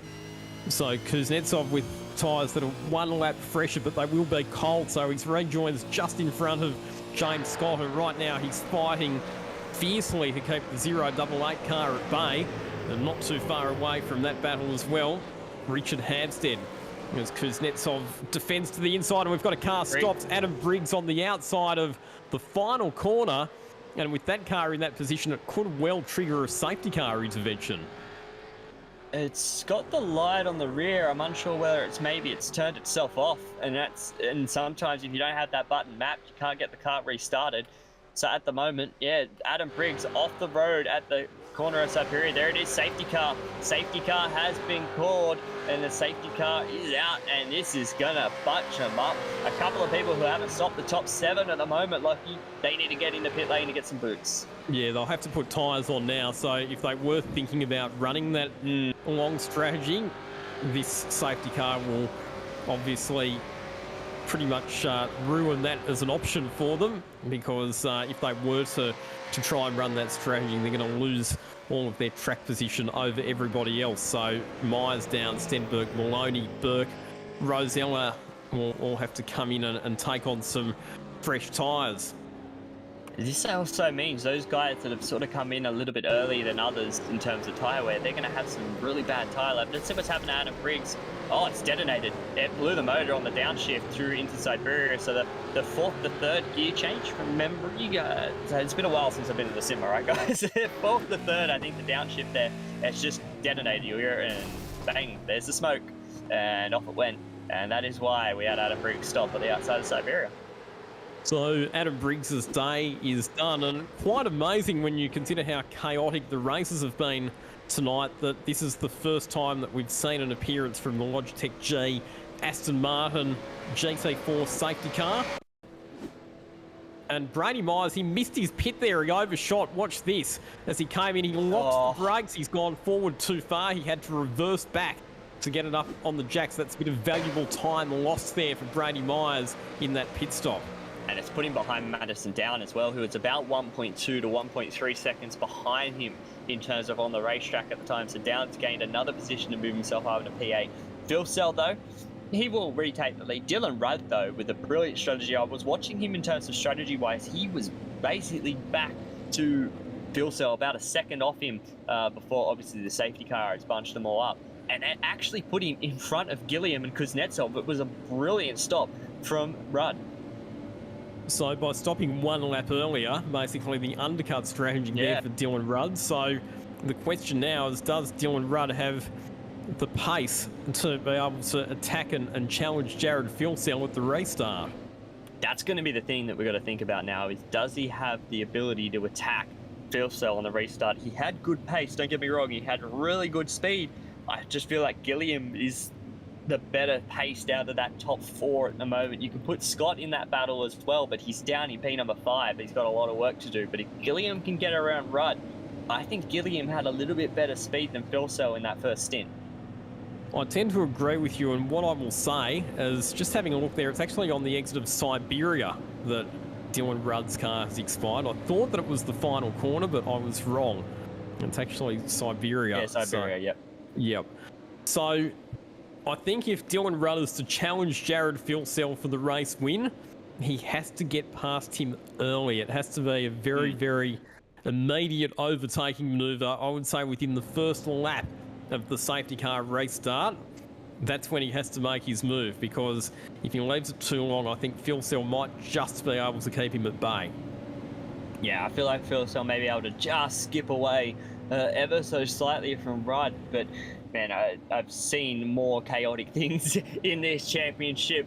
I've seen it all, and I feel like Filsell, he's got a lot of work to do to be able to hold on Dylan Rudd and Andrew Gilliam. The draft helps the people behind. Without the draft, you can just stay in a touch of that race leader. I feel like Rudd will be able to do that very strongly. He's always had good race pace. He had really good race pace last season. He was one of the standout drivers in terms of just being in that top 10 at the end of all the races. So I feel like he can definitely be there. But Gilliam, I think he's going to be the one to watch. Now, in terms of points overall for the round, so looking at combined results from races 1 and 2, I know that we'll still have, when we restart this race, probably 8 laps remaining.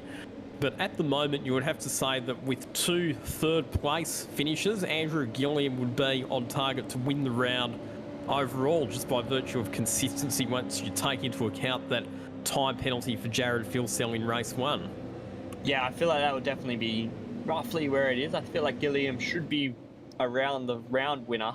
It'll be interesting to see who would be second in that. It'd have to be Kuznetsov, maybe Scott, dependent on where they finish the end of this one. But definitely Gilliam has done a mega job. Like you said, the consistency been there.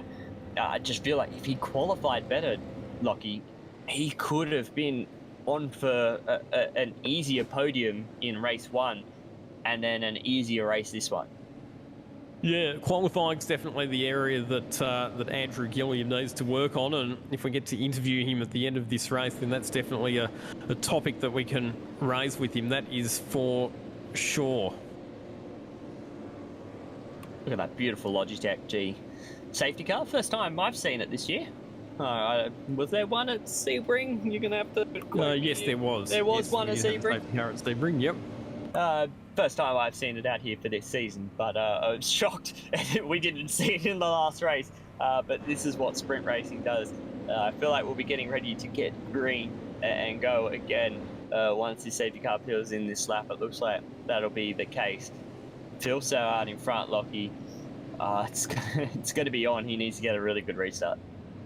He does. So if the lights go out on the safety car, we'll have 7 laps remaining. So the order at the moment, Jared Filsell, your leader behind Dylan Rudd. Andrew Gilliam, 3rd, back to Rick Kuznetsov. James Scott is 5th, back to Richard Hanstead. Madison Down, who's moved up 10 positions so far in this race. He's up to 7th spot. Then we go back to Job Stewart, Brady Myers and Brenton Hobson. Once again, having a consistent weekend. He sits inside the top 10. See the 2 drivers' cameras that we got. That's Kurt Stenberg, Blake Warboys. You saw Blake Warboys sort of relax the shoulders a little bit, get back in the seat, because, you know, this is where it happens. This is the action. He's in P14. He's in the middle of the battle.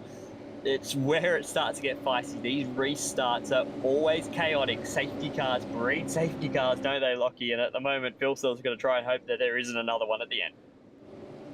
Some fast drivers buried a bit further down the order as well, so obviously Jake Burton after that drive-through penalty back in 26th position. Josh Anderson is 31st at the moment as well. Wayne Burke back in 22nd spot, so some speedy drivers a bit further back in the pack, but it's going to be up to Jared Filsell to control the pace of the field at this safety car restart. And I reckon that he'll want to accelerate pretty soon and try and catch the field by surprise as much as he can, but he's leaving it quite late. He's leaving it very late, isn't he, Lockie? Oh. And he's bunching the field right up all the way down to the start-finish line, Jared Filsell.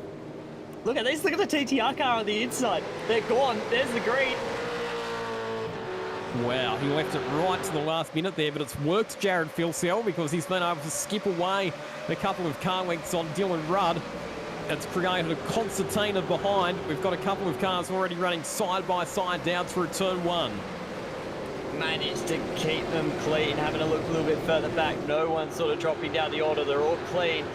Filsell, oh, and as I say that, there's a big accident. That looks like that's Burke and Muggleton involved in an incident down at the southern loop. For rejoin there for Muggleton. Oh, that's a TTR car deep down the inside. Managed to get it stopped.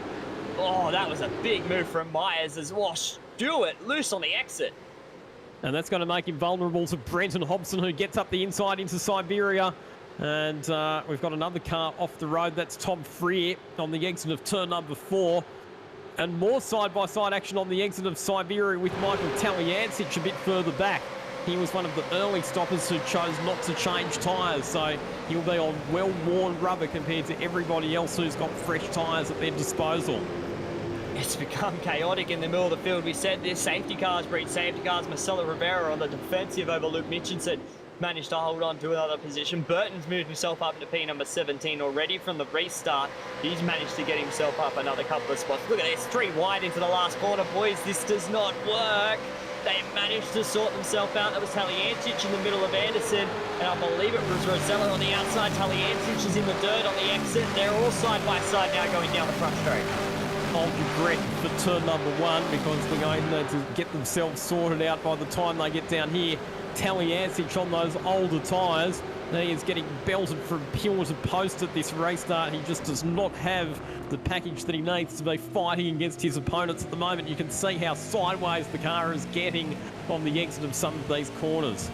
Oh, here we go. Hins with Boyd on the inside now coming through Stoner Corner.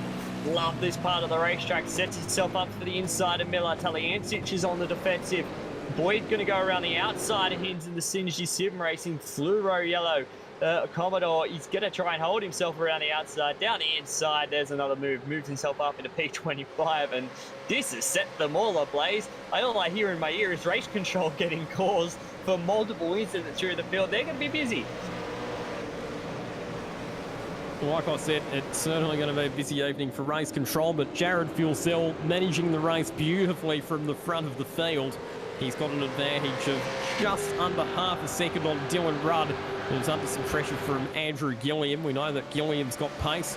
Rick Kuznetsov still sitting there in position number 4 at the moment, ahead of James Scott, as we see Kurt Stenberg battling it out with Luke Mitchison a bit further back in the pack. Mitchison a bit wide off the final corner. He'll be vulnerable to Stenberg. They're going to go side by side down into turn 1. Stenberg gets his nose in front as they reach the turning point. This is a move a bit like the one that we saw from Burton in race 1 earlier on, and he's pulled it off Kurt Stenberg. Nicely done. Yeah, good move from Kurt Stenberg. Round the outside of turn 1. Good job. Moves himself up another position. You see him there on the right side of the driver's can. He was giving it all. He was full concentration mode through turn 1 to make sure he didn't make any mistakes, but he got it done. Gave Luke Mitchison the room. Behind him is Burton. Down the inside of Luke Mitchison. He is on the climb back to try and move himself up another bunch of positions. And this is what he needs to do, Lockie. He needs to manage the points. There's a big accident. There's a massive accident in Miller Corner. Multiple cars involved. Maloney's around. Another one of the SSR cars around. I think it's Hayden Veld. It was Jack Boyd, was it? There were Luke Rosella, sorry. That was around. He had contact. There was another car involved. Multiple cars around.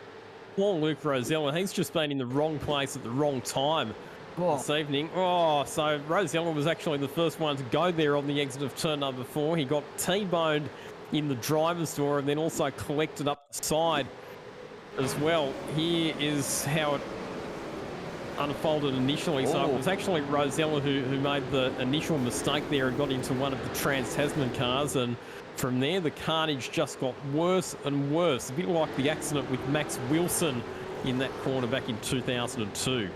Yeah, just continued to spiral out of control, and he got his teammate as well, Jack Boyd. So that was the other car that I saw that was around. So he had contact, and Gilliam on the exit of the Southern Loop. That's a bad exit. I think he was trying to set himself up for the move on Dylan Rudd to P2. He got loose on the exit, spun up the rear tyres. Now, down the inside, he's going to have to defend from Kuznetsov, trying to go the long way around. He gets a little bit of bump at the middle Miller corner. That's the one. He's actually turned him. Gilliam around, airborne. Can he keep it out of the fence? I think he can. But there was contact on the exit. Gilliam from the podium dropping all the way out of the top 10.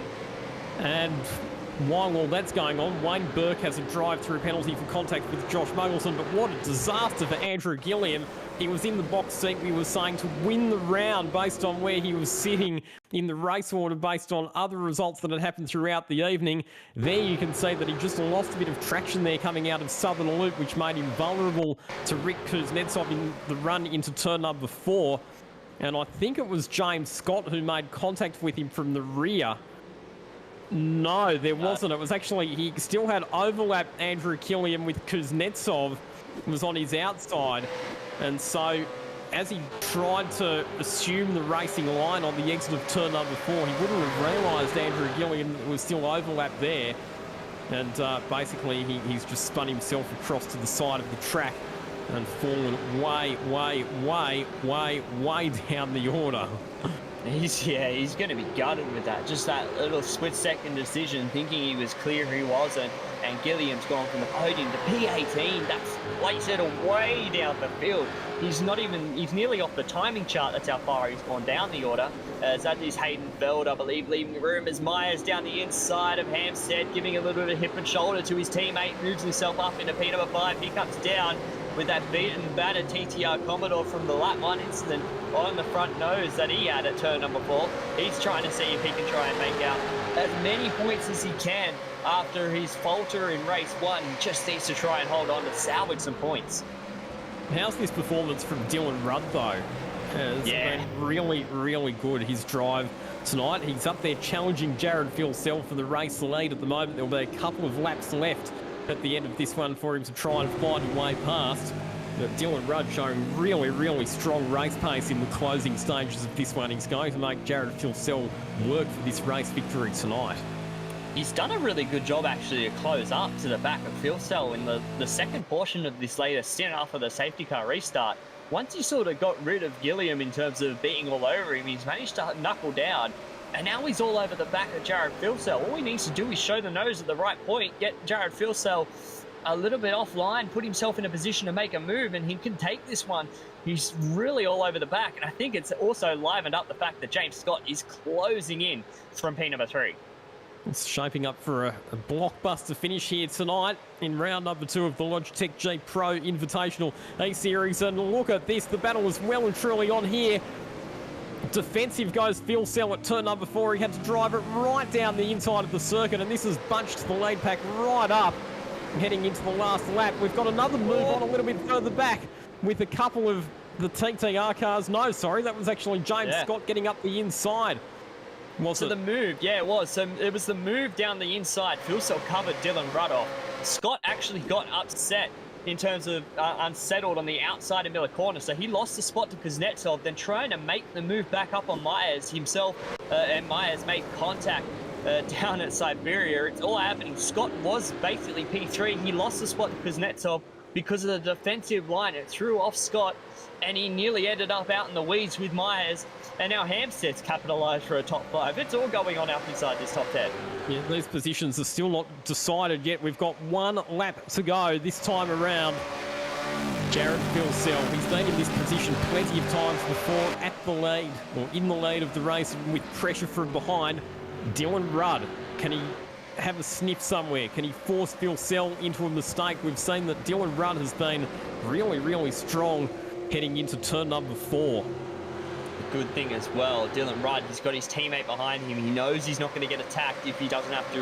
Kuznetsov could just let his teammate go at it if he has the snippet opportunity to get Filsell. A couple of car lengths too far behind, though, is Dylan Rudd this time lucky to make a move into Miller Corner. There's a couple of dives down the inside. Burton Rivera further down the field side by side into turn number 4, and that's going to move. Rivera's going to hold on to that position to keep himself in front of Burton, but out in front, Filsell's doing a mega job at the moment to keep P number 1. I think he might have just done enough. There'll be one more overtaking opportunity, and that will be into MJ Corner, and you can bet that Jared Filsell will do everything that he needs to do to cover off that potential overtaking challenge from Dylan Rudd. Brakes late, makes sure that he gets a nice tidy exit, hits the apex perfectly. Tell you what, Rudd having a little bit of a slip on the inside, heading into the final couple of corners. So Filsell will need to make sure it's a nice straight exit from turn 12, the final corner. It was a shocker for Jared Filsell in round number 1, but he's going to bounce back in style in round 2 with the race win. It's Jared Filsell who takes victory at the Phillip Island Super Sprint, presented by Watercraft Performance Centre for round number 2 of the Logitech G Pro Invitational A-Series. Dylan Rudd, great drive to finish in second position ahead of Rick Kuznetsov. James Scott in 4th, back to Richard Hampstead, Brady Myers. Madison Down recovering from a poor result in race 1 to finish up in 7th spot. Then we go back to Job Stewart in 8th position. Brenton Hobson rounding out a consistent round in 9th spot, and Jordan Ross completing your top 10. What a race. What a drive, though, from Jared Filsell. He had one of those races in race 1 where I think he would have liked to have just stayed out of trouble. He had that little bit of contact, cost himself 5 seconds. But in race 2, he showed him what he had to do. The best start I think I've seen for a long time in a supercar, and that's what set himself up. That start was mega, and he did all he needed to do, lucky to be able to close it down. But hats off to Dylan Rudd. He didn't give up without a fight to the end.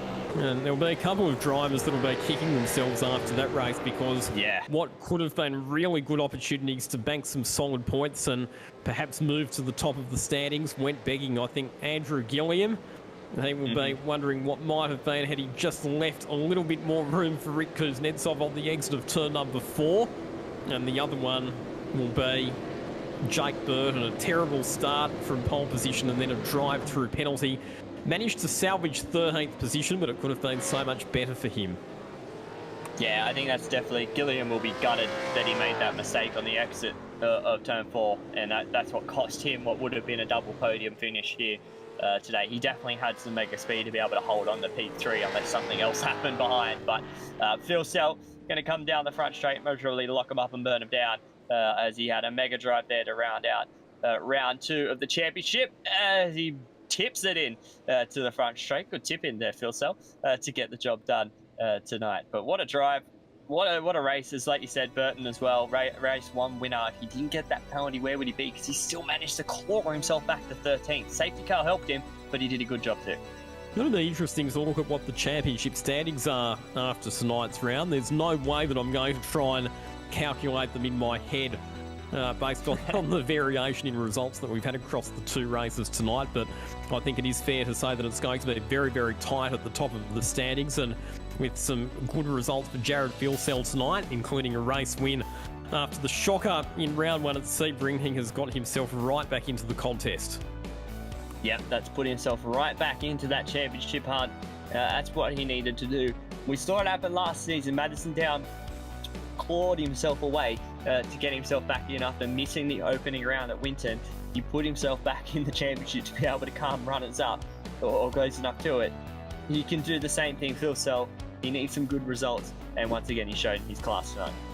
And he's also showing us some Russell Ingall 2005 style burnouts on the main straightaway as well. There's not going to be a lot left of the tyres or the engine or pretty much any of the components of that Synergy Sim Racing Commodore when Jared Fieldcell has done with it. Just as well we're operating in the virtual world, because if it was real life, there'd be some pretty big bills to pay to get that car back into shape for the next race. He's going to need a little bit more to get back that car in shape, but a Mega Drive done the job.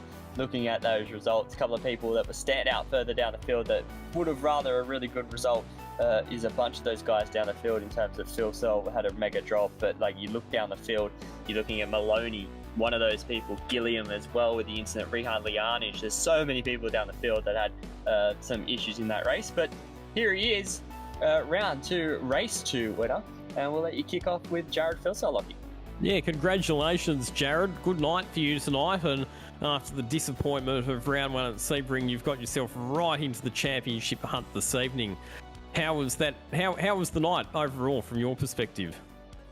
Pretty good, to be honest. This is notoriously one of my worst tracks. It's probably the best car I've had here in this new generation car. So yeah, it's testament to the guys. I'll say thank you to Shane for lending me his document. So yeah, that was a great car to drive tonight.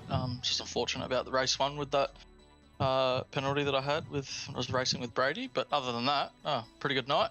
Yeah, just need to keep chipping away at the points now. We'll talk about the positive aspects of your night first. So race number 2, we saw that you got an absolute blinder start. How did you manage to launch off the line so quickly? Yeah, that was a pretty good one. Probably made it look better when the other guys didn't quite get off the line as well as they would have hoped. But yeah, I think it was pretty similar to my race 1 start, but those guys made me look good. So yeah, thanks to them. After that last safety car, you had a bit of pressure from behind from Dylan Rudd. Were there any particular sections of the track where you felt like he was going to be a bit stronger and potentially have a dive at you? Not really, no. He was very strong on entry and mid, but seemed to struggle with the exit. So yeah, I tried to get my teammate back in the game there with a few laps to go, but yeah, it's unfortunate that he couldn't capitalise on that. But yeah, no, it's good. Cruising out front there after the safety car. The car was really good once the tyres cooled off. Just struggled with a little bit of long run pace. If it would have went green, it probably would have been a bit more of a struggle. Race number 1, you were right in the game in that one as well, but we saw that in the last stint, maybe you didn't quite have the pace of some of those drivers around you who were on slightly fresher tyres, and then there was that controversial incident with Brady Myers on the exit of turn number 4. What was your perspective on that one? Yeah, I did a really poor job bringing the tyres up. I lit them up out of the lane, and I had a few lockups on my outlap, so that's pretty detrimental to long run pace in the end in this car and this tyre. So yeah, that's on me there. Yeah, Brady had a dive. It was pretty good. Good move. And then, yeah, we just collided on exit there. So, yeah, I got the penalty. We'll press on, move on. Yeah, I think it was a fair penalty. There's no gripes on my end. Overall, though, really strong night for you. A race win, big bundle of points. You've got yourself right back in the championship contest. Who would you like to thank? Yeah, obviously with a new livery this year, I'd like to thank Jordan as well as James. We're repping his business this year with the Watercraft Performance Centre. He had a small sticker on the car last year, but it's great to represent him with a main logo and front and centre on the car now.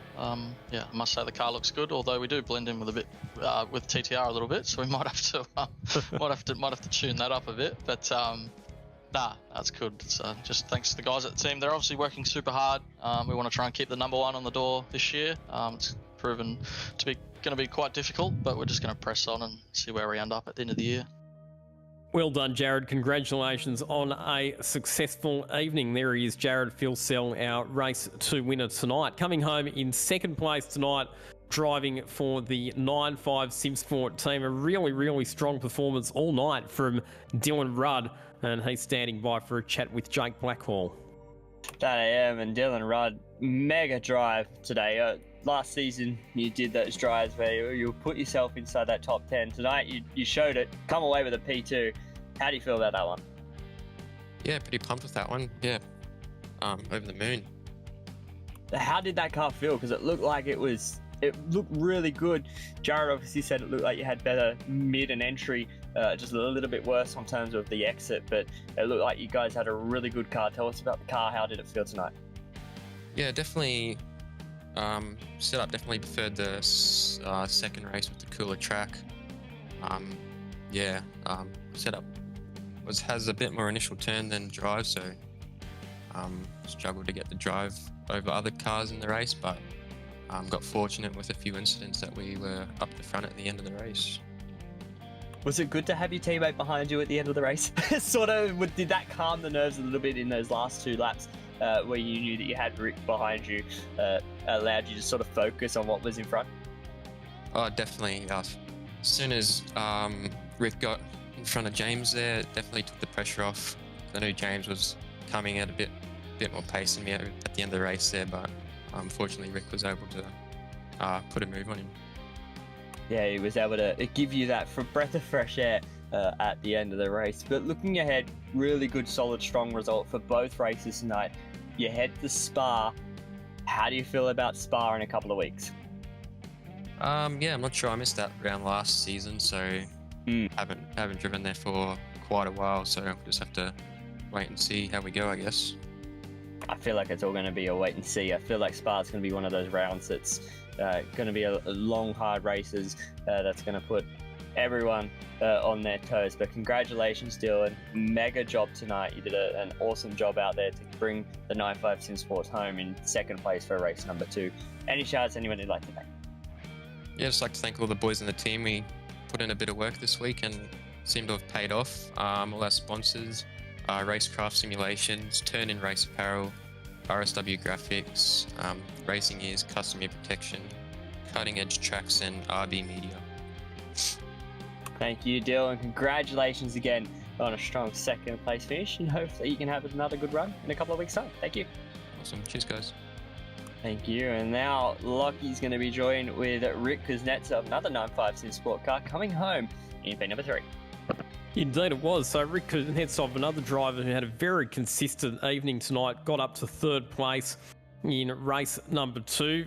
Off the top, Rick, your livery with the Anzac commemorative logo looking absolutely sensational, and some strong performances on track tonight. There was a fair bit of chaos out there in both races, but you managed to keep your nose clean and came away with a couple of really good results. Yeah, definitely the car was quick. The boys put a lot of work over the week to get a good setup, so yeah, pace was mega. Walk us through the inspiration behind the Anzac livery. It actually looks a bit reminiscent of a livery that was run by the Holden racing team a few years back, but a really good tribute to the servicemen and women who've served our country. Yeah, definitely. A big shout out to Sean. He does all the liveries in the background, so yeah, the livery looks mega. come up really, really well. Throughout tonight's 2 races, plenty of action, but you managed to, like I said, keep your nose relatively clean. Were there any particular battles that stood out? In particular, I'm thinking about that battle that you were having with Andrew Gilliam in race 2. Yeah, I feel bad for Gilliam for turning, but I'm not sure if I'm going to get a penalty. It was a race incident, to be honest. But had a good battle with Scott for race 1 and race 2 as well. Yeah, in terms of the championship, obviously a strong result. I think that based on the points that you scored tonight, you'll be well up inside the top 10 now as well. And off the back of strong performances from both you and Dylan Rudd in the qualifying series, you're starting to make your presence felt on the main series as well. Yeah, definitely. I think 9.5 itself, been working really hard in the background and this season, trying to get the best results possible for the team. Heading to the next round at Spa, what's going to be involved in preparing for that one and making sure that you're running towards the front of the field again? I think thousands of laps, so many laps, but it's just trying to get it set up right. I think the team doesn't have that much races around Spa with the supercar, so there's going to have to be a lot of testing in the background to get a good setup for the race. Obviously, your teammate Dylan Rudd's running pretty competitively as well. How closely are you and him working together on setups and sharing information together? Sharing a lot. We are teammates. It's pretty good to have a strong teammate. We've got other drivers as well, but to have fast drivers in the team, it definitely pushes yourself to get a better result, and working together definitely helps the setup as well. Indeed it does. All right, Rick, well done on a great night. Before we let you go, people that you would like to thank? Yeah, big shout out to the boys in 9.5, Racecraft Simulations, Turning Race Apparel, RSW Graphics, Racing Ease, Cutting Edge Tracks, and RB Media. Good stuff, Rick. Well done on a great night. And our final interview for the evening will be our Race 1 winner tonight. It was a bit of a bittersweet evening for him, but at least he managed to get victory in the first race of the evening. Jake Burton is standing by for a chat with Jake Blackhall.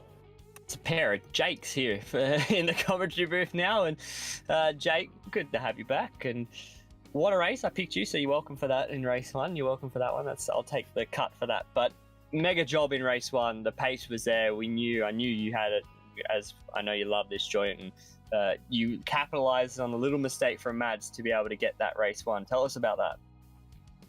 Yeah, it's very rare that you get Mads make a mistake. Oh yeah, especially at this joint. So, after the E-Series race here, where I felt like I pressured him the whole race, and he sustained the pressure. It was nice to get one up him at this point actually. But yeah, really, really good pace. Our car was so quick this week. It showed even in qualifying, having so many cars up front. It was mega work by the TTR guys, and even stretching back as far as E-Series, to be honest, that's sort of where this setup started. So I got to give Brock a shout out, because he made a fairly big contribution to this set probably 6 months ago. But good to win a race finally. But race 2 not so strong. Yeah, race 2 not your strongest point, but once you got away, you did your drive-through penalty, you got all that out of the way after lap 1, after your really poor start, which was a pretty bad start, not gonna lie from that. But once you got all that out, the car looked mega, because you drove back through the field to get yourself up in the 13 with a little bit of safety car help.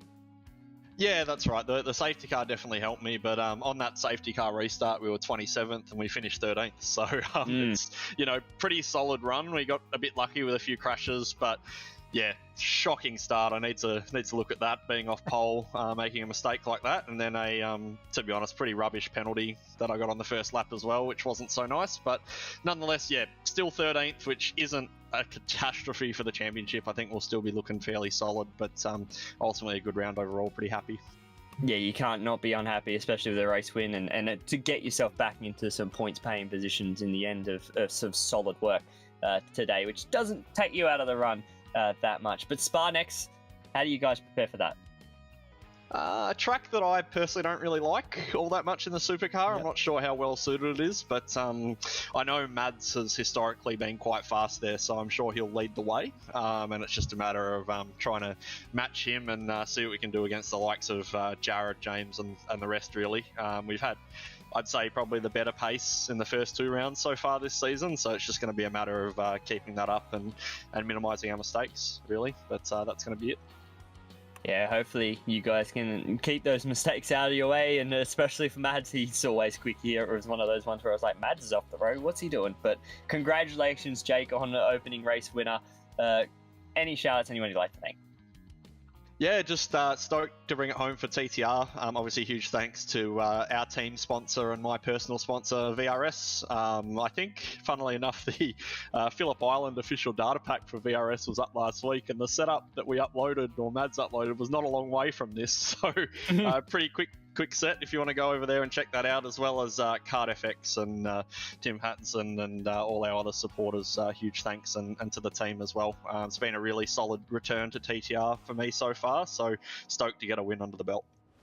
Yeah, really good job, Jake, and hopefully you can keep that up at Spa in a couple of weeks' time. Thank you. Thanks, mate. And that was Jake Burton, Lockie, and that is going to round us out in interview land in round 2, and man, a couple of weeks and head to Spa. Indeed. So the next round coming up over in Belgium at the Spa-Francorchamps circuit on the 10th of May. Thoroughly looking forward to that one. Supercars at Spa. It's going to be epic. Make sure that you stay tuned to the Logitech G Pro Invitational A-Series social media channels and website for all of the updates, all of the news, all of the ins and outs of everything that went on tonight, including obviously the updated championship points, which will be up in the next day or so. Plenty of action, plenty to debrief after that one, Jake. So the reporters who write the fantastic news articles for the Logitech G Pro Invitational A-Series website are going to have some great interviews and some great chats to have, that is for sure. It's been a pleasure working with you, Jake. Thoroughly enjoyed this evening. Thank you. Same to you. It was awesome, and hopefully we can do it more in the future. Hopefully work commitments with the new job doesn't conflict too much. I may miss Spa. I'll see if I can maybe try and swap that shift around, but if not, I may miss Spa. So hopefully a good call there, and good luck there for everyone as well who are racing, and hopefully I'll be able to join you all soon again. We'll keep our fingers crossed that you can keep joining us throughout season 2023. A big thank you to Watercraft Performance Centre for their support of this round. Motorsport Australia, who are also on board as an official partner this season. And of course, Logitech G for their continued support of the Pro Invitational A-Series. A big thank you as well to our producer, Luke Lucas, who does all of the production work for the broadcast behind the scenes. On behalf of the entire team here at the Logitech G Pro Invitational A-Series, I'm Lockie Mansell. See you next time. Bye for now.